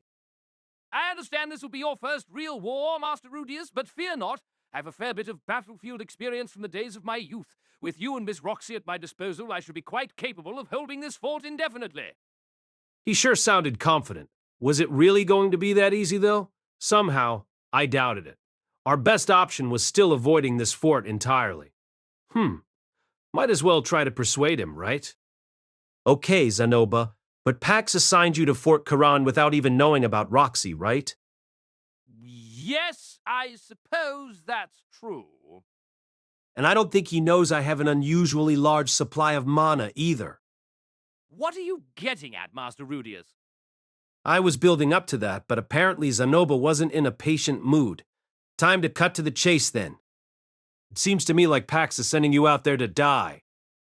Zanoba stared at me with the expression of a man who'd been pinched. Not that your average pinch would do much of anything to him. You know what I mean. Maybe Pax doesn't want revenge on you anymore. But I don't think he cares one bit if you get killed, either. I suppose you may be right, yes. Scratching at his cheek with one finger, Zanoba waited for me to continue. Do you really need to obey the orders of a king like that? Zanoba smiled in amusement at my question. The words, "Oh, is that all?" were practically written on his face. In war, sacrifices are often necessary. It is the common soldiers who are usually offered up first, but at times, even the lives of princes must be used as a tactical resource. Look, Pax made this mess, and now he wants you to die so he can wriggle out of it. He murdered the rest of your family, Zanoba. I don't see why you have any obligation to fight for him. As you're always telling me, Master Rudeus, it doesn't matter who caused the problem. The only thing that matters is who can fix it. Zanoba's gaze drifted to the window as he spoke. On the street outside, ordinary townsfolk came and went, mingling with the mercenaries. They were going about their ordinary daily lives for now, but there was a visible hint of tension and fear in the way they held themselves. When we left Sharia, Zanoba made it clear that he saw fighting the enemies of his kingdom as his purpose in life. To him, it simply didn't matter that Pax was the king of Shirone, much less what Pax thought of him. Nothing I said could possibly change his mind right now. All right, you win. Sorry for badgering you like that. No need for apologies. I understand that you only spoke out of concern for my safety. Since you feel so strongly about it, let's defend Fort Charon together. I'm a total amateur at war, so I'll do whatever you tell me out there. Order me around to your heart's content. The last thing I wanted was Zanoba heading off for the front lines alone. I tried to make it clear that I was ready to cooperate despite my misgivings. My thanks, Master Rudeus. Your company alone will be worth 100 men. Thought it was more like 1,000? All right then. At least our first objective was clear enough. We'd defend Fort Charon from the enemy's attempts to seize it. Pax would be gathering his own army while we held them off, so there was a chance the invasion would collapse completely if we succeeded. Over time, the kingdom of Shirone would grow stronger and more stable. Once he saw that the danger had passed, Zanoba might be more willing to consider returning to Sharia. I could convince him that Pax and his allies in the King Dragon Realm had things well under control here. We decided that only Zanoba, Roxy, and I would head for the fort. Ginger would stay behind in the royal capital. She looked a bit conflicted when she learned that Zanoba was departing for the front lines, but ultimately decided she'd be more useful continuing her investigations in Latakia. It seemed there were still a few things she wanted to look into here. Before we parted, she told me in no uncertain terms that it was my job to keep the prince safe and sound.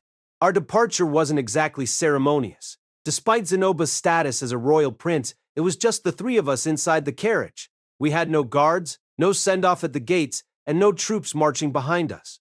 The coachman sitting out in front was apparently a soldier, but he didn't seem too friendly. I got the feeling I'd been right. Pax was sending Zanoba off to die. I couldn't help feeling angry. Zanoba had risked everything to rush back here and defend his homeland. He'd kneeled obediently at Pax's feet and sworn to fight with all his strength. He didn't deserve this kind of treatment. There was no point dwelling on it, though. We arranged to have the Magic Armor version 1 transported to Fort Charon in parts, under the pretense that they were parts of Zanoba's figurine collection. Odds were it would arrive a few days after we did. Shipping services in this world tended to be a lot less consistent and reliable than the ones back in Japan, sadly. I had to admit that I was concerned. Something might well happen between our arrival and the magic armor's delivery. The thought worried me so much that I'd briefly considered putting it on and taking it to the fort myself, but then I remembered my battle with Orsted. The thing drained so much mana from me in that one fight that I almost died. I wanted to preserve as much of my mana as possible, so that I could use the magic armor when I really needed it. No major roads lead to Fort Charon. Most of our journey was spent bumping along narrow dirt trails through long stretches of farmland. We passed some small villages on the way, but nothing you could really call a town. Some nights we even had to sleep out in the open. I spent most of my time on the first stretch of the trip speculating about the man-god's plans, but at some point, it suddenly sunk in that we were heading off to war. The thought instantly made me queasy with anxiety. War. Even just repeating the word in my mind made my muscles tense up. I'd grown fairly used to killing in the years since my arrival in this world, but the concept of war frightened me in a way I found difficult to describe. It wasn't the thought of us killing our enemies or them killing us that scared me so much. It was war as a whole, as a phenomenon. I guess I'd always felt this way, but the fear felt 100 times more real now that I was heading into battle. Could we even win this fight? Zanoba's arguments had convinced me that we wouldn't be completely outmatched, but the fact remained that this would be my first time on the battlefield. Look over there, Master Rudeus. It's a band of adventurers, if I'm not mistaken. I wonder what they're doing out here in the middle of nowhere with all that gear. In contrast to my growing anxiety, Zanoba seemed to be enjoying himself greatly. Anytime he spotted something along the road, he would loudly point it out to me with a big grin on his face. The man was so damn chipper, you would think we were on our way to an amusement park or something. It looks like a party on their way to explore a labyrinth. There are quite a few in this region, but not all of them are located near a town. Parties with a serious interest in reaching the bottom floors will often head out to the more remote, less crowded options. Roxy seemed perfectly calm as well. She wasn't as cheerful as Zanoba, but her demeanor was the same as ever. This would also be her first experience with war, but that didn't seem to bother her in the slightest. Aha! I should have known you'd have the answer ready for us, Miss Roxy. Well, I spent some time poking around the labyrinths here myself, you know? So I was the only one all hung up on our situation. I didn't understand how the two of them could be so relaxed. Was I missing something? Was there some reason that we shouldn't be worried? Oh, wait! Maybe they figured I could handle anything that came at us. I couldn't exactly let them realize how terrified I was right now. In that case... Come to think of it, I recall you earned your appointment as court magician by completing several labyrinths single-handedly. That's right. Goodness, it feels like ages ago. They say it's no small feat to challenge a labyrinth without any companions. Perhaps such boldness is expected from the master of my master, but tell me, why risk life and limb in such a manner? Huh? Well, you might say I was looking for something, I guess. It was all quite childish, honestly. I see. Did you find what you were searching for? Not back then. Later, yes, but it was more like it found me, really. As she spoke, Roxy shot a few bashful glances in my direction from beneath the wide brim of her hat. Oh, right. She said she was looking for romance in those labyrinths, didn't she? Ah, now I see. So the rumors of a blue-haired master mage hunting for a husband in our labyrinths were true. I was being vague for a reason, thank you very much. Do you have any idea how embarrassing it feels to remember this? Surely there's no cause for you to blush. Why, it seems Master Rudeus here was pining for you from afar for many years, even before he enrolled at the university. Was he really? I thought he only had eyes for Sylphie back then. Oh, far from it. I only learned this sometime later, but throughout his years of travel, it seems he carried something of you. And now the two of them were reminiscing about the good old days for some reason. Under normal circumstances, here's where I might have felt a twitch of jealousy, but right now, I couldn't even muster the energy to keep listening. Goodness, really? He carried those around for all that. Rudy? Is something the matter? All of a sudden, Roxy leaned over to study my face up close. I had an impulse to lean forward and kiss her, but decided against it. Not really. I was just thinking about how cheerful Zanoba seems, considering we're heading off to war. Well, I am a typical young man in some respects, Master Rudeus. The mere thought of battlefields and deadly duels is enough to make my heart pound. God, my stomach hurts. After 9 days on the road, we arrived at Fort Charon. It turned out to be a more impressive structure than I'd imagined. My first impression wasn't great. From a distance, it looked like a typical small stone castle with an unremarkable design. After a moment, though, I realized it was considerably well positioned.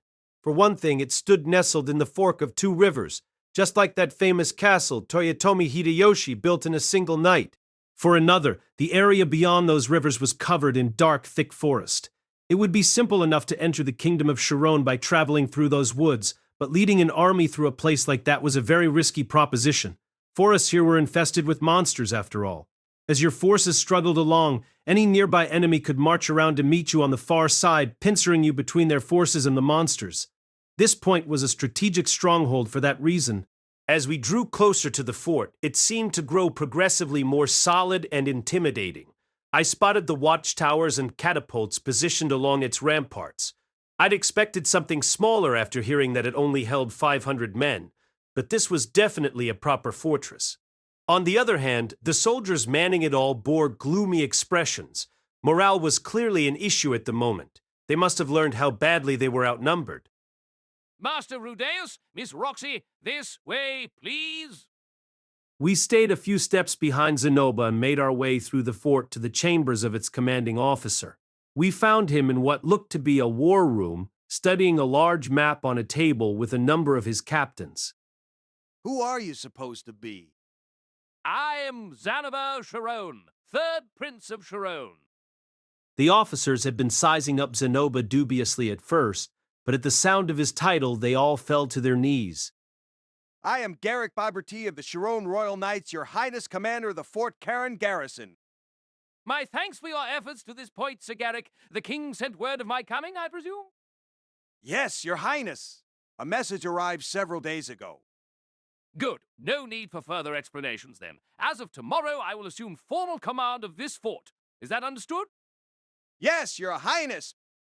I could sense that Garrick was none too pleased about this development. Losing his command was one thing, but handing it to some pompous prince was another. He probably took real pride in the fact that he defended this fort up until now. I feel like we should throw the guy a bone here, right? We don't want our own troops holding any grudges. However, it's been some time since my last foray into battle. I would prefer to play the role of something like an adjutant, leaving the actual command of our forces in your hands. Do you accept? Yes, your highness. Oh, okay. I guess Zanoba was way ahead of me. Sounds like a good call to me. Might as well leave the commanding to the veterans, right? In that case, Sir Garrick, let us get to work at once. I wish to bolster our troops' morale. Would you gather the entire garrison for me? At once, your highness. Zanoba's first official order set the fort into a flurry of activity. About 1 hour later, some 450 armored troops stood in neat rows before a platform set up outside the fort. Of the remaining 50, 10 were in position at the lookout towers, watching for the enemy. The rest of them were largely out on scouting duty or securing provisions. The troops lined up before us were muscular and imposing, with the rugged faces of seasoned warriors. The boldness in their eyes caught me by surprise. This was a much more impressive group than I'd expected. I'd thought of 500 men as a tiny army, but it hardly seemed that way when you had them standing right in front of you. It felt like we had all the troops we needed, although the enemy forces were 10 times greater, so... Hey, get a load of them. Looks like some kind of prince, maybe? As Zanoba stepped onto the platform in front of them, the troops studied him with openly dubious expressions. Morale was low across the board. Some of the troops were even whispering to each other, despite standing face to face with royalty. I am Zanoba Shirone, 3rd Prince of the Kingdom of Shirone. Welcome, Prince Zanoba. We are honored to have the opportunity to fight alongside you. Obvious lip service. You could tell the man wasn't especially happy about Zanoba's presence here. The words, "Want to tell us what you're doing here?" were all but written on his face. My thanks. With a lordly nod, Zanoba scanned the rows of troops before him. He looked relatively imposing, thanks to his bulky suit of armor and the massive club I'd made for him.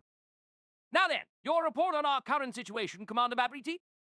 Sir! At present, contact with the enemy has been limited to small-scale skirmishes. However, interrogation of our prisoners has confirmed that they will soon launch a major offensive. I see. It seems we have no time to waste then. The commander was starting to look a little worried at this point. I assumed he couldn't tell how well Zanoba understood the situation. And then, with no warning whatsoever, Zanoba drew himself up to his full height and raised his voice to a bellow. First of all, troops, allow me to introduce our reinforcements. As those words rang through the air, the faces of the soldiers brightened the slightest bit. Nice to see everyone's morale rising. What reinforcements, though? Pax sure as hell didn't send any. Before I could make any sense of his announcement, Zanoba looked back and signaled to me and Roxy with his eyes. A little startled, the two of us stepped up onto the stage behind him. Hey, isn't that... I've seen that face, but I thought... A murmur ran through the troops. Many of them seemed to be looking specifically in Roxy's direction. Well, there weren't too many women to be found in forts like this. Maybe they were licking their chops at the sight of her? Roxy was adorable and beautiful and a divine embodiment of all goodness, so I could certainly understand such a reaction. But it seemed to me that some female soldiers in the crowd were also staring at her as intently as the male ones, and it was the older-looking individuals who seemed the most captivated, people in their 30s or their 40s. Our numbers are few, our enemies legion. Their offensive will come soon. Perhaps it seems that all is lost and our position hopeless. But fear not, for I bring you formidable reinforcements from the magic city of Sharia. Zanoba looked back at us again and winked. Yeah, okay. Apparently, we were the reinforcements, which made sense if Roxy and I were supposed to be worth 1,000 troops apiece. If we ever launched a wrestling career, we'd have to call our tag team the Terrible 2000. Hello, everyone. The murmuring in the audience immediately grew louder. I knew it. That's the one who used to be a court mage. Didn't she reach the king tier? She developed all the theory behind our drills, right? Grinning from ear to ear, Zanoba launched into a more detailed introduction. This woman is Roxy Miguria, a former court magician of our own kingdom. I imagine many of you recognize her name, as it was she who essentially created our current anti-magic training program. She is accompanied by her star disciple, Rudeus Greyrat. Both have reached the king tier in their art. Sounds of surprise and admiration rippled through the crowd. A bit belatedly, I realized what was going on here. Roxy had been a prominent figure in Shirone for some time, as a mage employed directly by the royal family. Some of the older soldiers must have recognized her from back then. That said, I wasn't too pleased about the way Zanoba had called her Roxy Miguria. She was Roxy M. Greyrat these days. Thank you very much. Okay, he probably just used the name they would recognize, but still. Troops, I'm sure you've heard it said that a Saint-tier mage is worth 1,000 men in battle. Now, consider the value of a king of magic. Perhaps some of you have never heard the tale, but in the Laplace War of old, a single king-tier mage once pushed back an army of 10,000. Zanoba paused, savoring the startled silence of his audience. I'd never heard about this tale myself, and it sounded like a load of crap, frankly. The figure of 10,000 had to be an exaggeration, right? More than a few of the soldiers seemed to be buying it, though. I noticed a hint of awe in the way they looked at us. In addition to these two mighty mages, I offer you my strength as well. Perhaps some of you are familiar with the blessed child known as the head-ripping prince. I am he, and I shall lead you from the vanguard. The soldiers' eyes lit up at the words, blessed child, and the mention of Zanoba's nickname. On my first visit to Shirone, people had spoken the words head-ripping prince with revulsion in their voices. In the context of a war, that same moniker sounded almost reassuring. I promise you this, and this alone. You shall have victory. Zanoba balled his outstretched hand into a fist as his voice rang out across the crowd, and his soldiers answered in kind. Punching their own fists in the air, they roared their approval in unison. It seemed fair to say morale had improved somewhat. I had to admit, the man had a talent for getting people fired up. Strange as it might sound, maybe Zanoba had the makings of a leader. Then again, the troops had a nice solid fort to hole up in, and two powerful mages to defend it. Charging out to crush the enemy might not work out too well, but defending their position should be simple. You could understand why Zanoba seemed so confident, and why so many soldiers were looking at Roxy as they cheered. Looking out at all those upraised fists, I felt my own anxiety lessening somewhat. Thanks, guys. I'll do what I can, all right? Chapter 6, Preparations for War. The next day, I went out on a date with Zanoba. Our destination was an open plain just to the north of Fort Charon, which also happened to be the most likely site for the coming battle. Zanoba had delivered his invitation by barging into my room first thing in the morning and announcing, "There's somewhere I'd like to take you." Since he evidently wanted the details of his plans to be a surprise, I tagged along without asking any questions, only to end up here. To be fair, my heart was racing at the moment, just not in a pleasant way. This area was contested territory. There was no telling when we might encounter some enemy detachment. Hey, are you sure it's a good idea for us to be out here? Why so jumpy, Master Rudeus? We might run into the enemy at any moment, right? Aren't they sitting right on our doorstep? Strange words coming from a fearless warrior who challenged the dragon god himself. We can simply annihilate any force we happen to encounter. I'm sorry, did you just call me a fearless warrior? I think that's literally the last thing I would call myself. Perhaps you have me confused with my lovely wife, Eris? Though, I do have the magic armor version 2 on underneath this robe. I guess getting ambushed by some random grunts wouldn't be too much of a problem. In any case, I highly doubt we'll stumble on their scouts here close enough to be visible from Fort Charon. Don't you have that backwards? I feel like they'd have to get in close enough to see the fort if they want to bring back any useful information.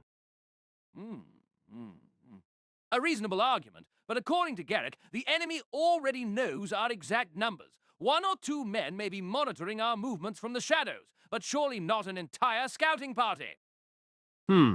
Well, all right then, if you say so. Can't say I'm too happy that they know how small the garrison is, though. Good to hear, Zanoba, I guess. But would you mind telling me what we're doing out here in the first place? You gonna get down on one knee and confess your love for me? I'm terribly fond of you, Master Rudeus, but I can't say I have any romantic interest in men. But I understand such tastes are quite common among the nobles of Asura, aren't they? Maybe... But my family seems to turn out nothing but womanizers. The Nodos clan had a history of producing sons who loved extremely busty women in particular, although I suppose that wasn't the rarest of fetishes in general. Now, don't get me wrong, I was an exception to this rule. I enjoyed breasts in all their shapes and sizes, just like half the other men in this world. That aside, allow me to explain. We believe this area is where the enemy's forces will array themselves when they launch their attack in earnest. Oh yeah! I surveyed our surroundings again. It didn't take long because there wasn't much to see. A rolling field spread before us, dotted with patches of tall wild grass and sizable boulders.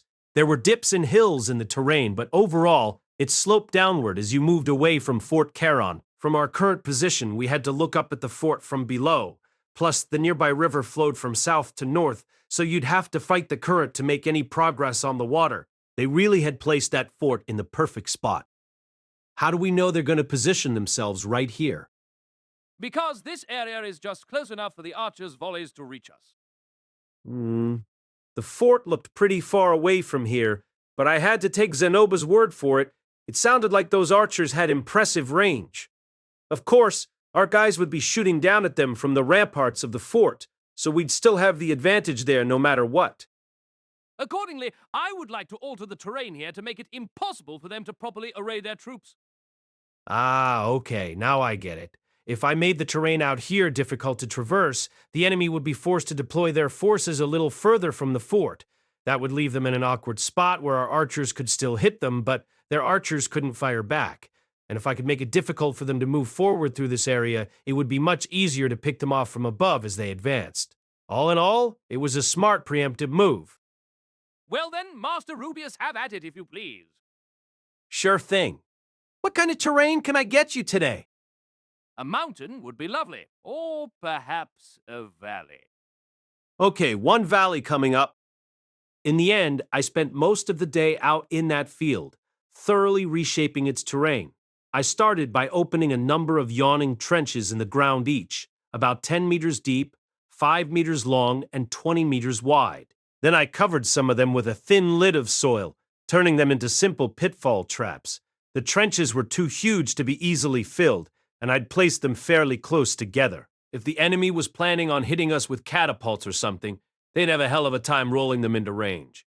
Oh, and the walls were far too steep to climb, naturally. They had little hope of clambering inside them to use as defensive positions or anything. While I was at it, I whipped up a stone wall enclosing the natural rivers that already surrounded Fort Charon, and created an extra moat on the outside for more layered protection. This would make it tough for the enemy to see what we were up to from a distance. Even if they managed to push past my pitfalls, they'd have a slightly harder time getting at the fort itself. Okay, I think that's an improvement. My thanks, Master Rudeus. Your work is as superb as ever. It took a solid day of work to get everything completed, but I had been very thorough. It sure as hell wasn't going to be easy for anyone to march an army through this field. Maybe we can relax a little now, huh? Oh, I wouldn't say that. I'd imagine you could destroy our fort from the far side of these traps, couldn't you? True enough. I could see the fort from here. That meant it was well inside my effective range. Then it seems prudent to assume that other mages could attack us from that range as well. True, I didn't actually know what kind of range your average magician had on their spells, but any higher-ranked mage could manage it for sure. and it was possible the man god had arranged to send some king or saint-tier mage our way. Alternatively, our opponent might put their mages to work filling in your traps. Most of my work today had consisted of constructing those pitfall trenches. For a bunch of holes in the ground, they were effective obstacles. But they were also nothing but a bunch of holes in the ground. They might be dealt with almost instantly if the other army happened to have an earth mage in their ranks. In either scenario, I believe the first phase of the battle will require you and Miss Roxy to counter or disrupt the enemy's spells. Oh, yeah, that makes sense. We did have 2 excellent mages on our own side, didn't we? If the enemy tried to mess with my landscaping efforts, the 2 of us could just counter their spells from a distance. I hope to elaborate further at a later date, but essentially, the traps you laid today form one part of our larger plan. When the enemy saw my traps, they would array their forces on the other side and try to find some way to advance. Basically, they could either use mages to alter the terrain, or try to push through with a massive human wave. In the former case, I'd counter their spells. In the latter, our archers would pick them off from the fort. It seemed like a solid strategy. I couldn't imagine the enemy would overwhelm us easily, at least. I was starting to feel almost confident about our chances here. The next 3 days or so passed uneventfully. The magic armor version 1 had been delivered to the fort, and I took the time to piece it together. It was fundamentally designed for close-range combat, though, so I probably wouldn't equip it unless the enemy made it to the fort's walls. I didn't want to burn through all my mana stomping around in it, given that I might have to fight one of the 7 great powers right after this. After all that, I spent most of my time reinforcing the fort under Zanoba's direction. Mostly, this just involved sealing holes and strengthening the walls. None of these were jobs that required a lot of mana, so I was happy to help out. While I was patching things up, Roxy gave magic lessons to the troops, not only the combat mages, but the ordinary foot soldiers as well. Even if they just managed to learn a basic spell or 2, it might save their life in a pinch. Perhaps because of her reputation as a former court magician, Roxy seemed to be pretty popular with the garrison in general. The troops treated her with obvious respect. On the other hand, I felt like people were starting to avoid me, not like they were hostile or anything. They were more intimidated. I guess they'd been a bit spooked by the way I totally transformed the terrain in a single day. Every time I strolled around the fort, soldiers would jump out of my way like startled rabbits. When I asked someone a question, they'd answer politely, but it was really rare for anyone to speak to me first. It was kind of depressing, honestly, especially since Zanoba and Roxy already seemed to have earned their trust. Maybe they just had better social skills than me? There was always the aggressively talkative approach, but I wasn't sure if it would help this time. Well, I hadn't come here to make friends or anything, so it wasn't the end of the world. Just kind of a downer. It wasn't all bad here anyway. The people weren't too friendly, but the food was delicious. That was actually a side effect of Pax's close ties with the King Dragon realm. Although they hadn't sent him an army of reinforcements, they provided material support for Shirone's war effort. For the most part, it came in the form of food supplies. Sanakia rice was the staple of the King Dragon realm diet. You could find it in Shirone as well, but in this fort, it was the main component of our meals. Its flavor was a bit different from the Aisha rice we were developing back in Shaia. To put it bluntly, it wasn't quite as good. Aisha had been experimenting to improve our homegrown variety, according to my tastes, after all. Still, rice was rice, and I got to eat it every single day. I was half tempted to enlist as a soldier of Shirone, if this was how they fed them. Too bad that would mean having Pax for a boss. Anyway, on the 4th day, we got word from our forward scouts that the enemy army had deployed from their own fort. The enemy would be coming for us soon. Their fort was about a 5-day march from ours. I wasn't sure how quickly our scouts could make that journey, but I had to guess they also hadn't made it back here in a single day. We had 3 days at most then, maybe 2. The fort launched into a frenzy of activity. Zanoba and Garrick hurriedly reorganized the troops, while Roxy began inscribing a magic circle on the ramparts of the fort.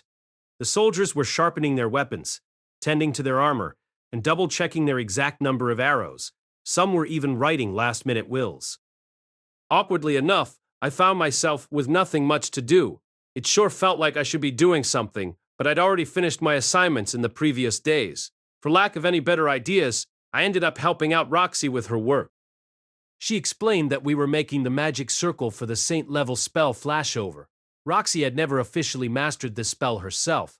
She wasn't good with fire magic and couldn't have controlled it effectively. She had, however, memorized the design for its magic circle.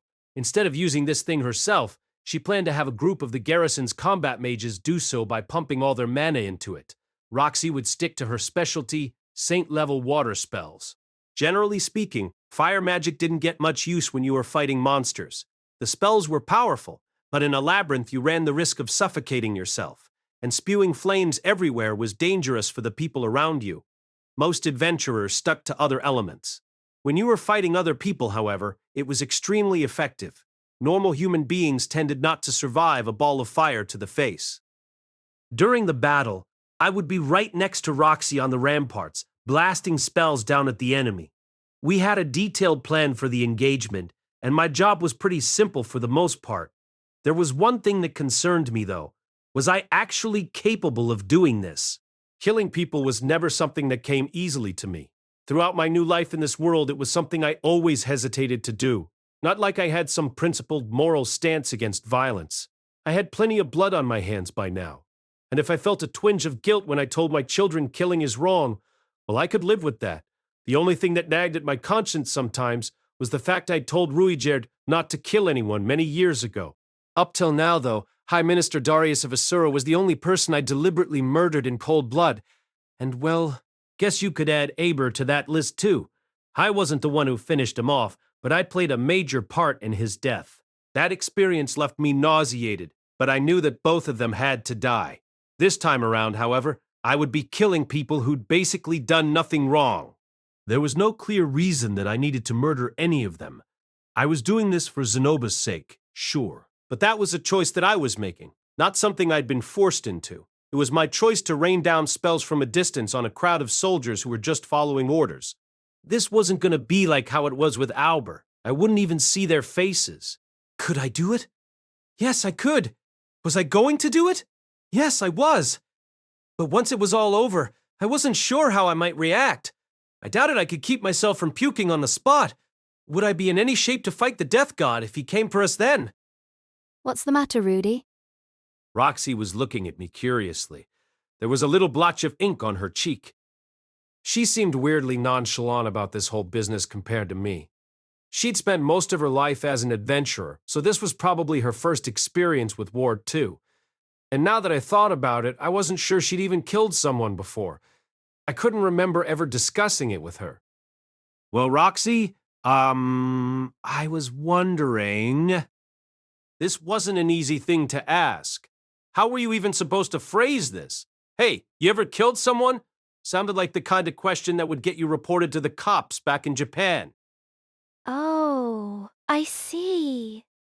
Goodness, what am I going to do with you?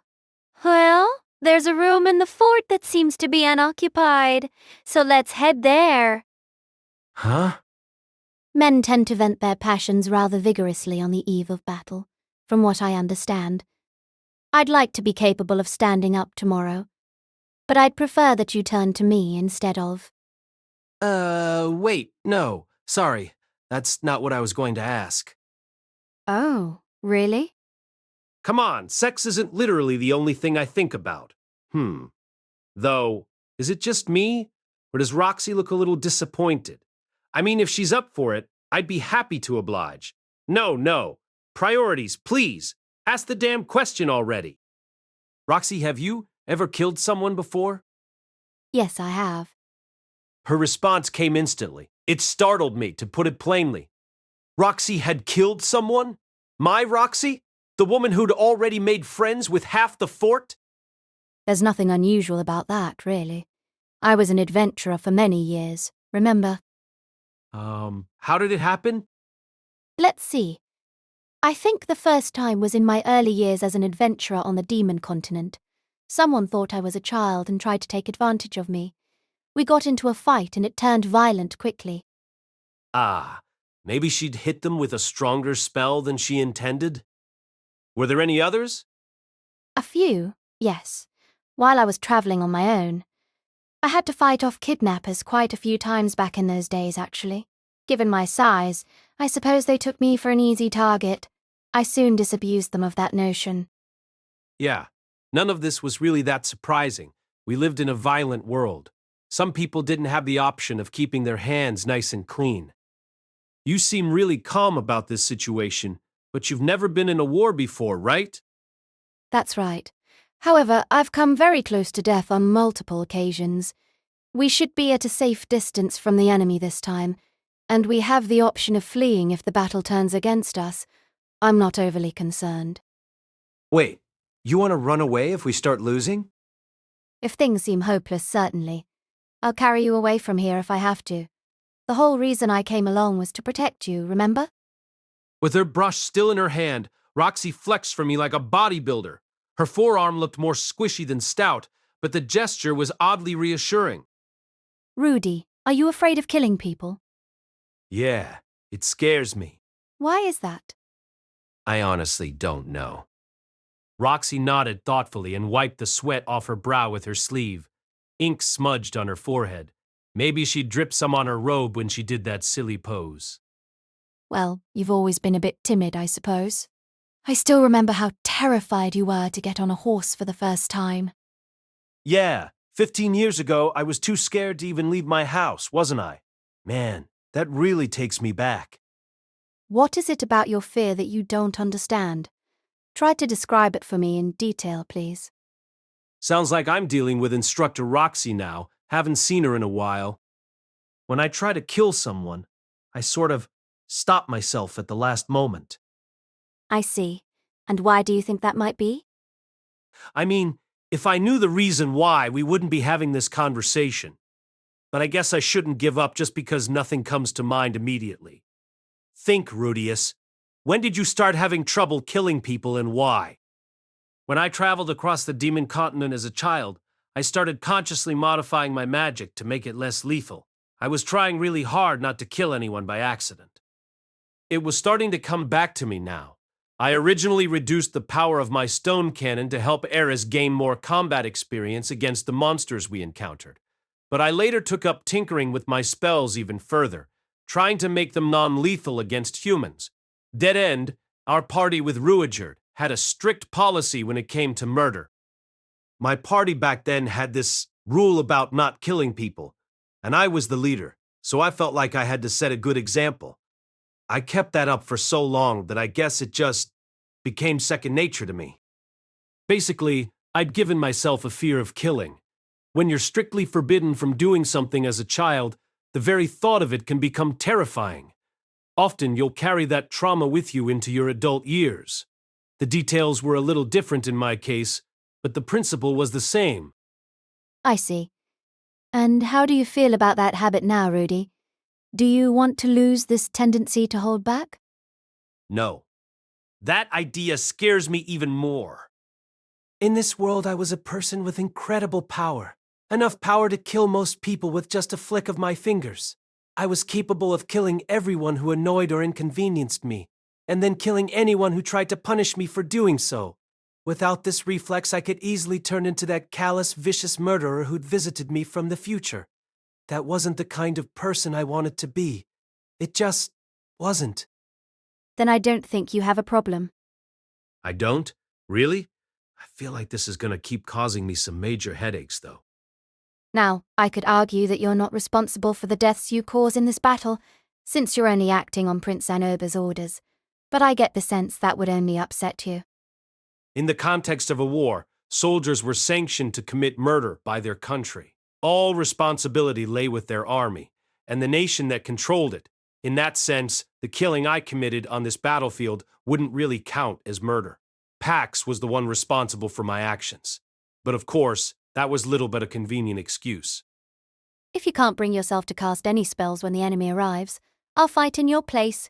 You can stand by and carry me to safety if I run out of mana.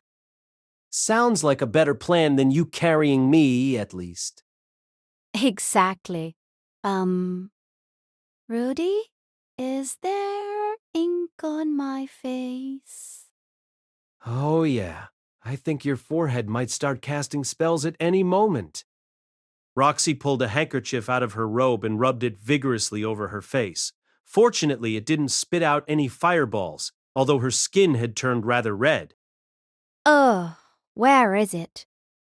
your cheek, your forehead, and the tip of your nose. Wipe it off for me. If I'm seen like this, my marriage prospects will be ruined. You know, I could have sworn you were already married.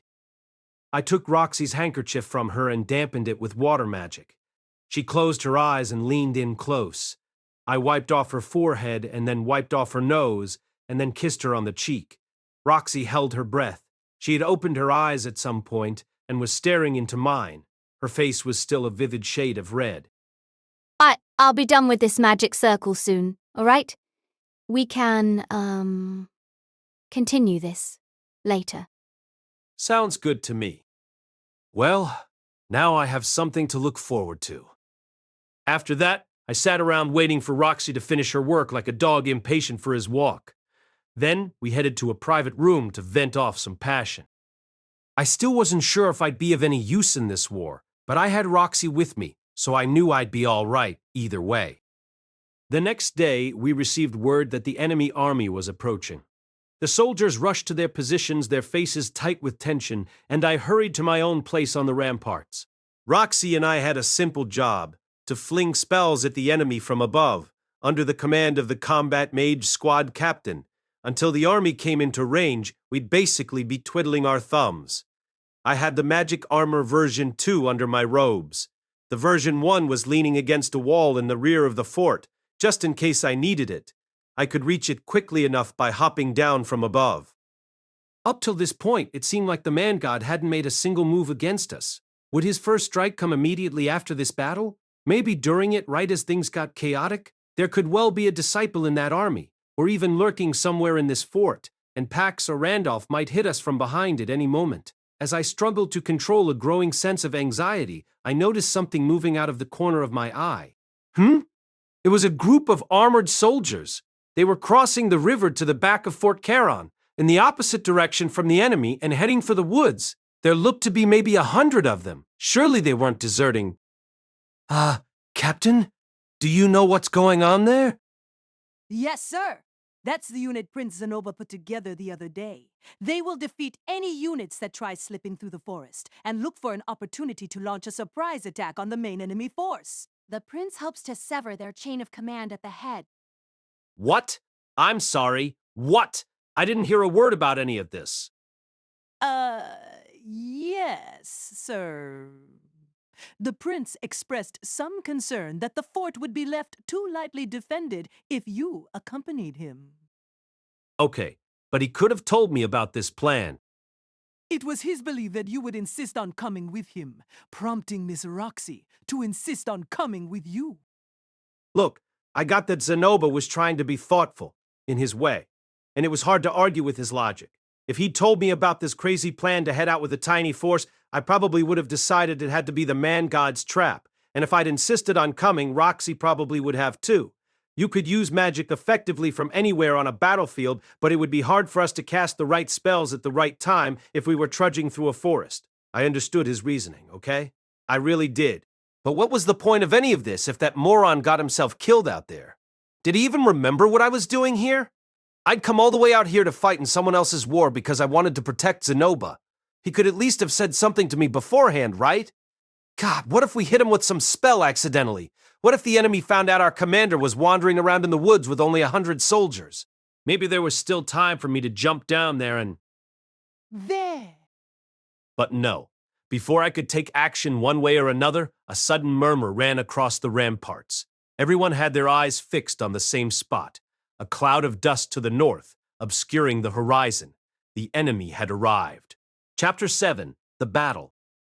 Okay, so, Zanoba had wandered off to God knows where. He wanted to find and kill the enemy's commander, which didn't make any sense to me. Not one damn bit of sense. But I couldn't leave my post at this point. I didn't like the idea of throwing spells onto a battlefield where Zanoba could be hiding anywhere, but from the sound of things, he'd at least worked out his plan with the commander and the captains. I had to trust he wasn't careless enough to blunder right into our line of fire. He'd thought this through, right? Right? I mean, he'd brought 100 troops with him. They must have planned out this operation as a part of the overall battle strategy. The best thing I could do for him right now was to play my own part well. Calm down, Rudeus. Zanoba's not an idiot. He's doing this for a reason. You just focus on doing your job and everything will work out fine. Hoo! Ha! All right, first of all, let's get a look at the enemy. In the time it had taken for me to clear my head, the opposing army had marched into view and arrayed themselves in formation beyond my field of traps. They were barely far enough away that our archers couldn't reach them yet. Naturally, they couldn't hit us with theirs either. The battle wouldn't begin in earnest until the majority of them had pushed their way into the zone I'd filled with pitfalls. Yep, sure are a lot of them. Only looks like 3,000 or so to me. There's a whole bunch more waiting in line behind. The soldiers on the ramparts were busy guessing at the exact size of the force in front of us. Weren't you supposed to count the number of enemy flags or something? Rudy, we need a counterspell. Huh? Startled by the urgency in Roxy's voice, I looked out across the battlefield. Something like a tornado was taking shape near the middle of the enemy's formation. They're going to fill in all the traps at once with earth magic. Ah, right. That's the saint-level spell Sandstorm, isn't it? They sure hadn't wasted any time coming for my traps. They'd probably learned about them in advance from scouts or spies, and worked out a plan to neutralize them with a single massive spell. Needless to say, we'd been anticipating this possibility ourselves. All right, I'm going to counter that with Violent Storm. With those words, I held out both hands toward the steadily growing funnel of dust and earth. I'd chosen to respond with a saint-level wind spell. Despite its rank, its effects weren't particularly fancy, but they were very powerful. A number of saint-level spells, such as Cumulonimbus and Sandstorm, were combined magic that used wind plus some other element. Violent Storm, on the other hand, was a pure burst of wind. While it cost the same amount of mana as something like Sandstorm, all of that power was devoted to a single purpose. In practice, that meant it was capable of totally erasing the more complex phenomena created by water or earth spells. It was also devastatingly effective against flying monsters of all kinds, for the record. But other spells were better choices if your enemies were on the ground. The wind would lose some of its force at longer range as it pushed past trees and other obstacles. There was a theory that pure wind magic had been developed as a way to counter other elemental spells, just like how this one would work on the battlefield. That was only a theory, though, and I wasn't sure I believed it. While Violent Storm might lose some power as it traveled, it was strong enough to rip out massive trees by the roots if you used sufficient mana.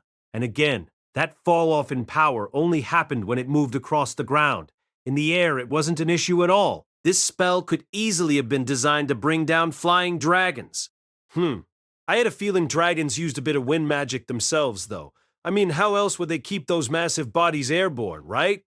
On another note, some claimed that the overuse of spells like this could make you bald. The theory was that all those sharp gusts of wind would eventually start to rip out hairs by the roots. Sounded plausible to me, given that the toupee-toting principal of our university was a king-tier wind mage. Okay. I'm nice and calm now, knee-ice and calm. By the time I finished running through all that trivia in my mind, my heart rate had returned to normal, and my spell had blown apart the enemy's dust tornado. The soldiers around us broke out in a spontaneous cheer. I hadn't dealt any meaningful damage to the army itself, though. They were still pretty far from us, but you'd expect a blast strong enough to break up a Saint-tier spell to have a major effect on the ground, too. Was it because I'd aimed it so directly at the tornado? Or maybe the mana from our spells had interacted somehow. Well, it didn't matter that much either way. Now we could focus on... Rudy, they're trying it again. Huh? Really? That seemed kind of pointless. I could just counter their spell again, right? Oh, wait. They don't know about my mana capacity. Most mages would run dry in no time if they kept casting saint-level magic. And since the enemy outnumbered us 10-1, they probably had 10 times as many mages, too.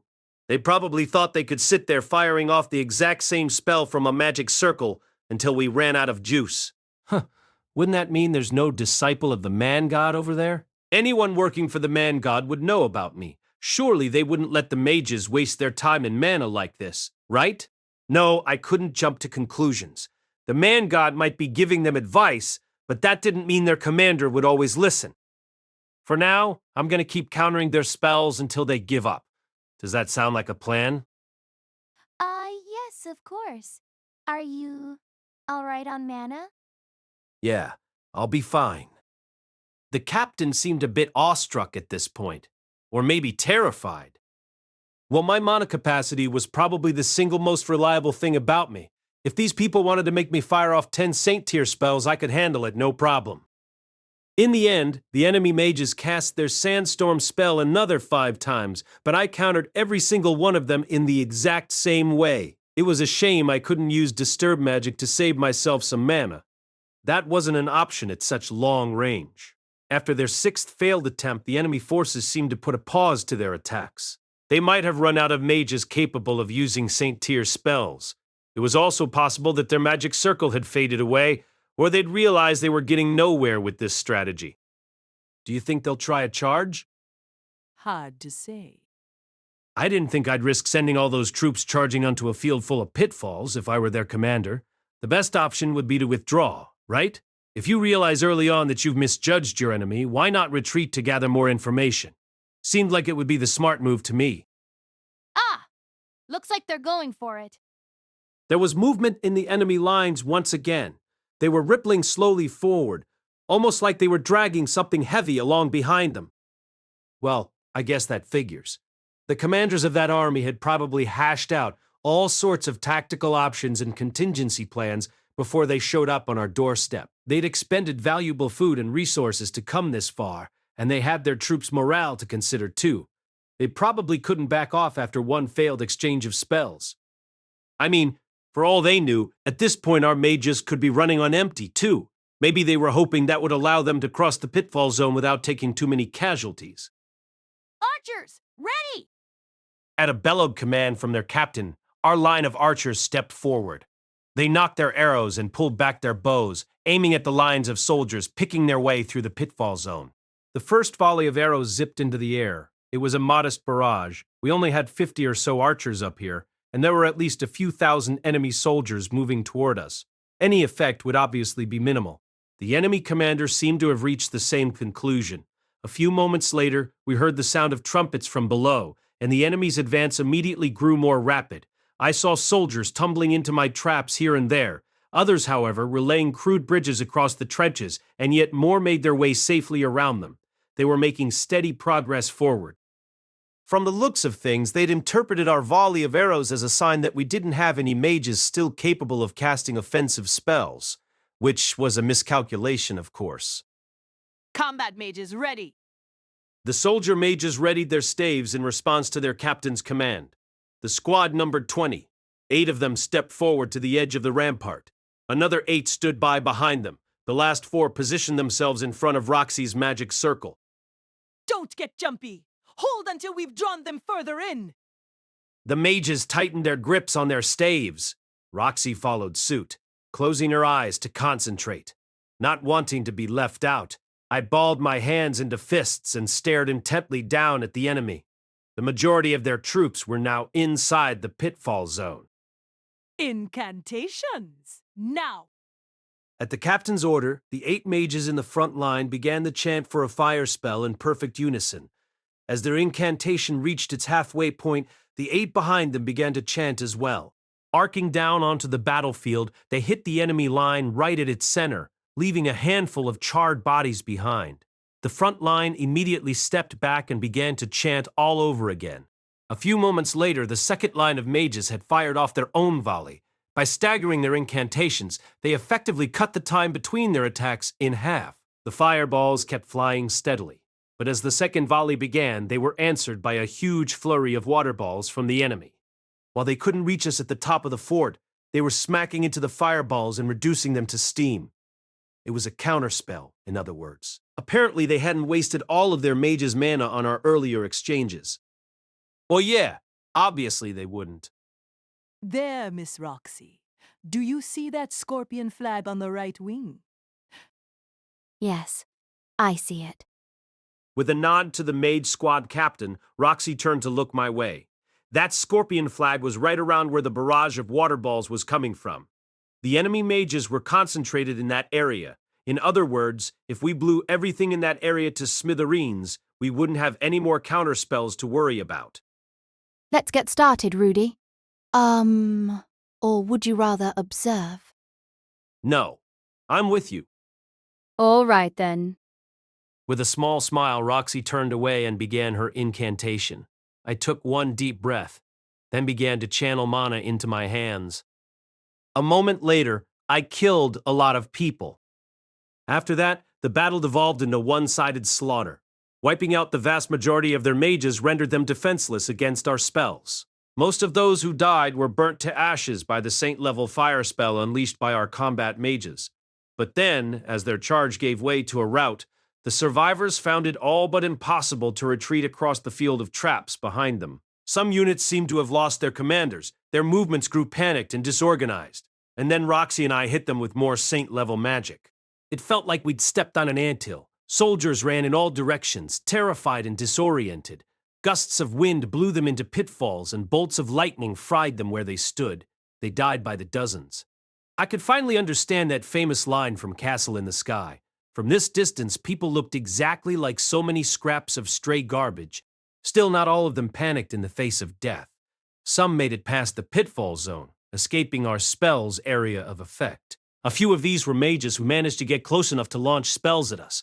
We countered almost all of their attacks, but a few still landed, and we suffered casualties. Some of the encroaching enemies were archers, who dropped their bows and drew their swords as they approached. The rest were foot soldiers. Together, they pushed their way to the fort's walls, where a force of 300 well-rested defenders waited for them. Meanwhile, we rained magic upon them like a hail of stones. In the end, only a bare handful survived. Some had lost their will to fight, others struggled fiercely. Some were taken as captives, and others killed. But I couldn't tell you why. In comparison, I could count our losses on my fingers.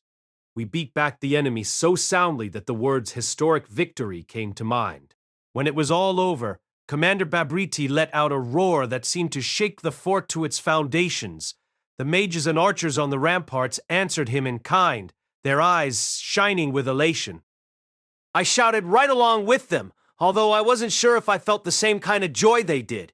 It didn't feel real that I'd killed so many people, or that we'd won the battle. Still, the people around me more than made up for my lack of excitement. Soldiers who treated me with wariness and stiff formality ran over to thump me on the back. Some threw their arms around my shoulders and others hugged me. One of those was a young female archer. She looked up at me and said something like, "We did it. You saved us. Thank you so much," with tears in her eyes. At that point, a surge of pride and happiness washed over me at last. Finally, Roxy threw herself into my arms and kissed me on the lips. That wasn't the sort of thing Roxy ever did in public, so she must have been as fired up as the others. We received a mixture of cheers and good-natured whistling from the soldiers as we embraced. I was happy in that moment, truly happy. To be clear, it wasn't solely because a charming woman had thrown herself at me. There was some group psychology at work, too. The sheer delirium around me had overwhelmed my brain completely. Not a bad feeling, you know? Kept me from thinking about all the people I just murdered with a snap of my fingers. At the end of the day, we'd won the battle with virtually no casualties. That was something worth celebrating. No reason to think too hard about the ugly details, right? When I look back on this day, all I had to think was, hey, that wasn't too bad for my first time. Guess it wasn't such a big deal after all. Maybe that was how you had to live in a world like this. I didn't have to keep judging everything that happened here by the moral standards I'd picked up in my first life. I didn't have to drag some old arbitrary rule around forever like a ball and chain. I could kill when I needed to and hold back when I didn't. One battle wasn't going to turn me into a bloodthirsty maniac. I had more self-control than that. Prince Zanoba has returned. The cry of a messenger from below startled me out of my thoughts. Once the battle had begun in earnest, I'd completely forgotten about Zanoba and his unit.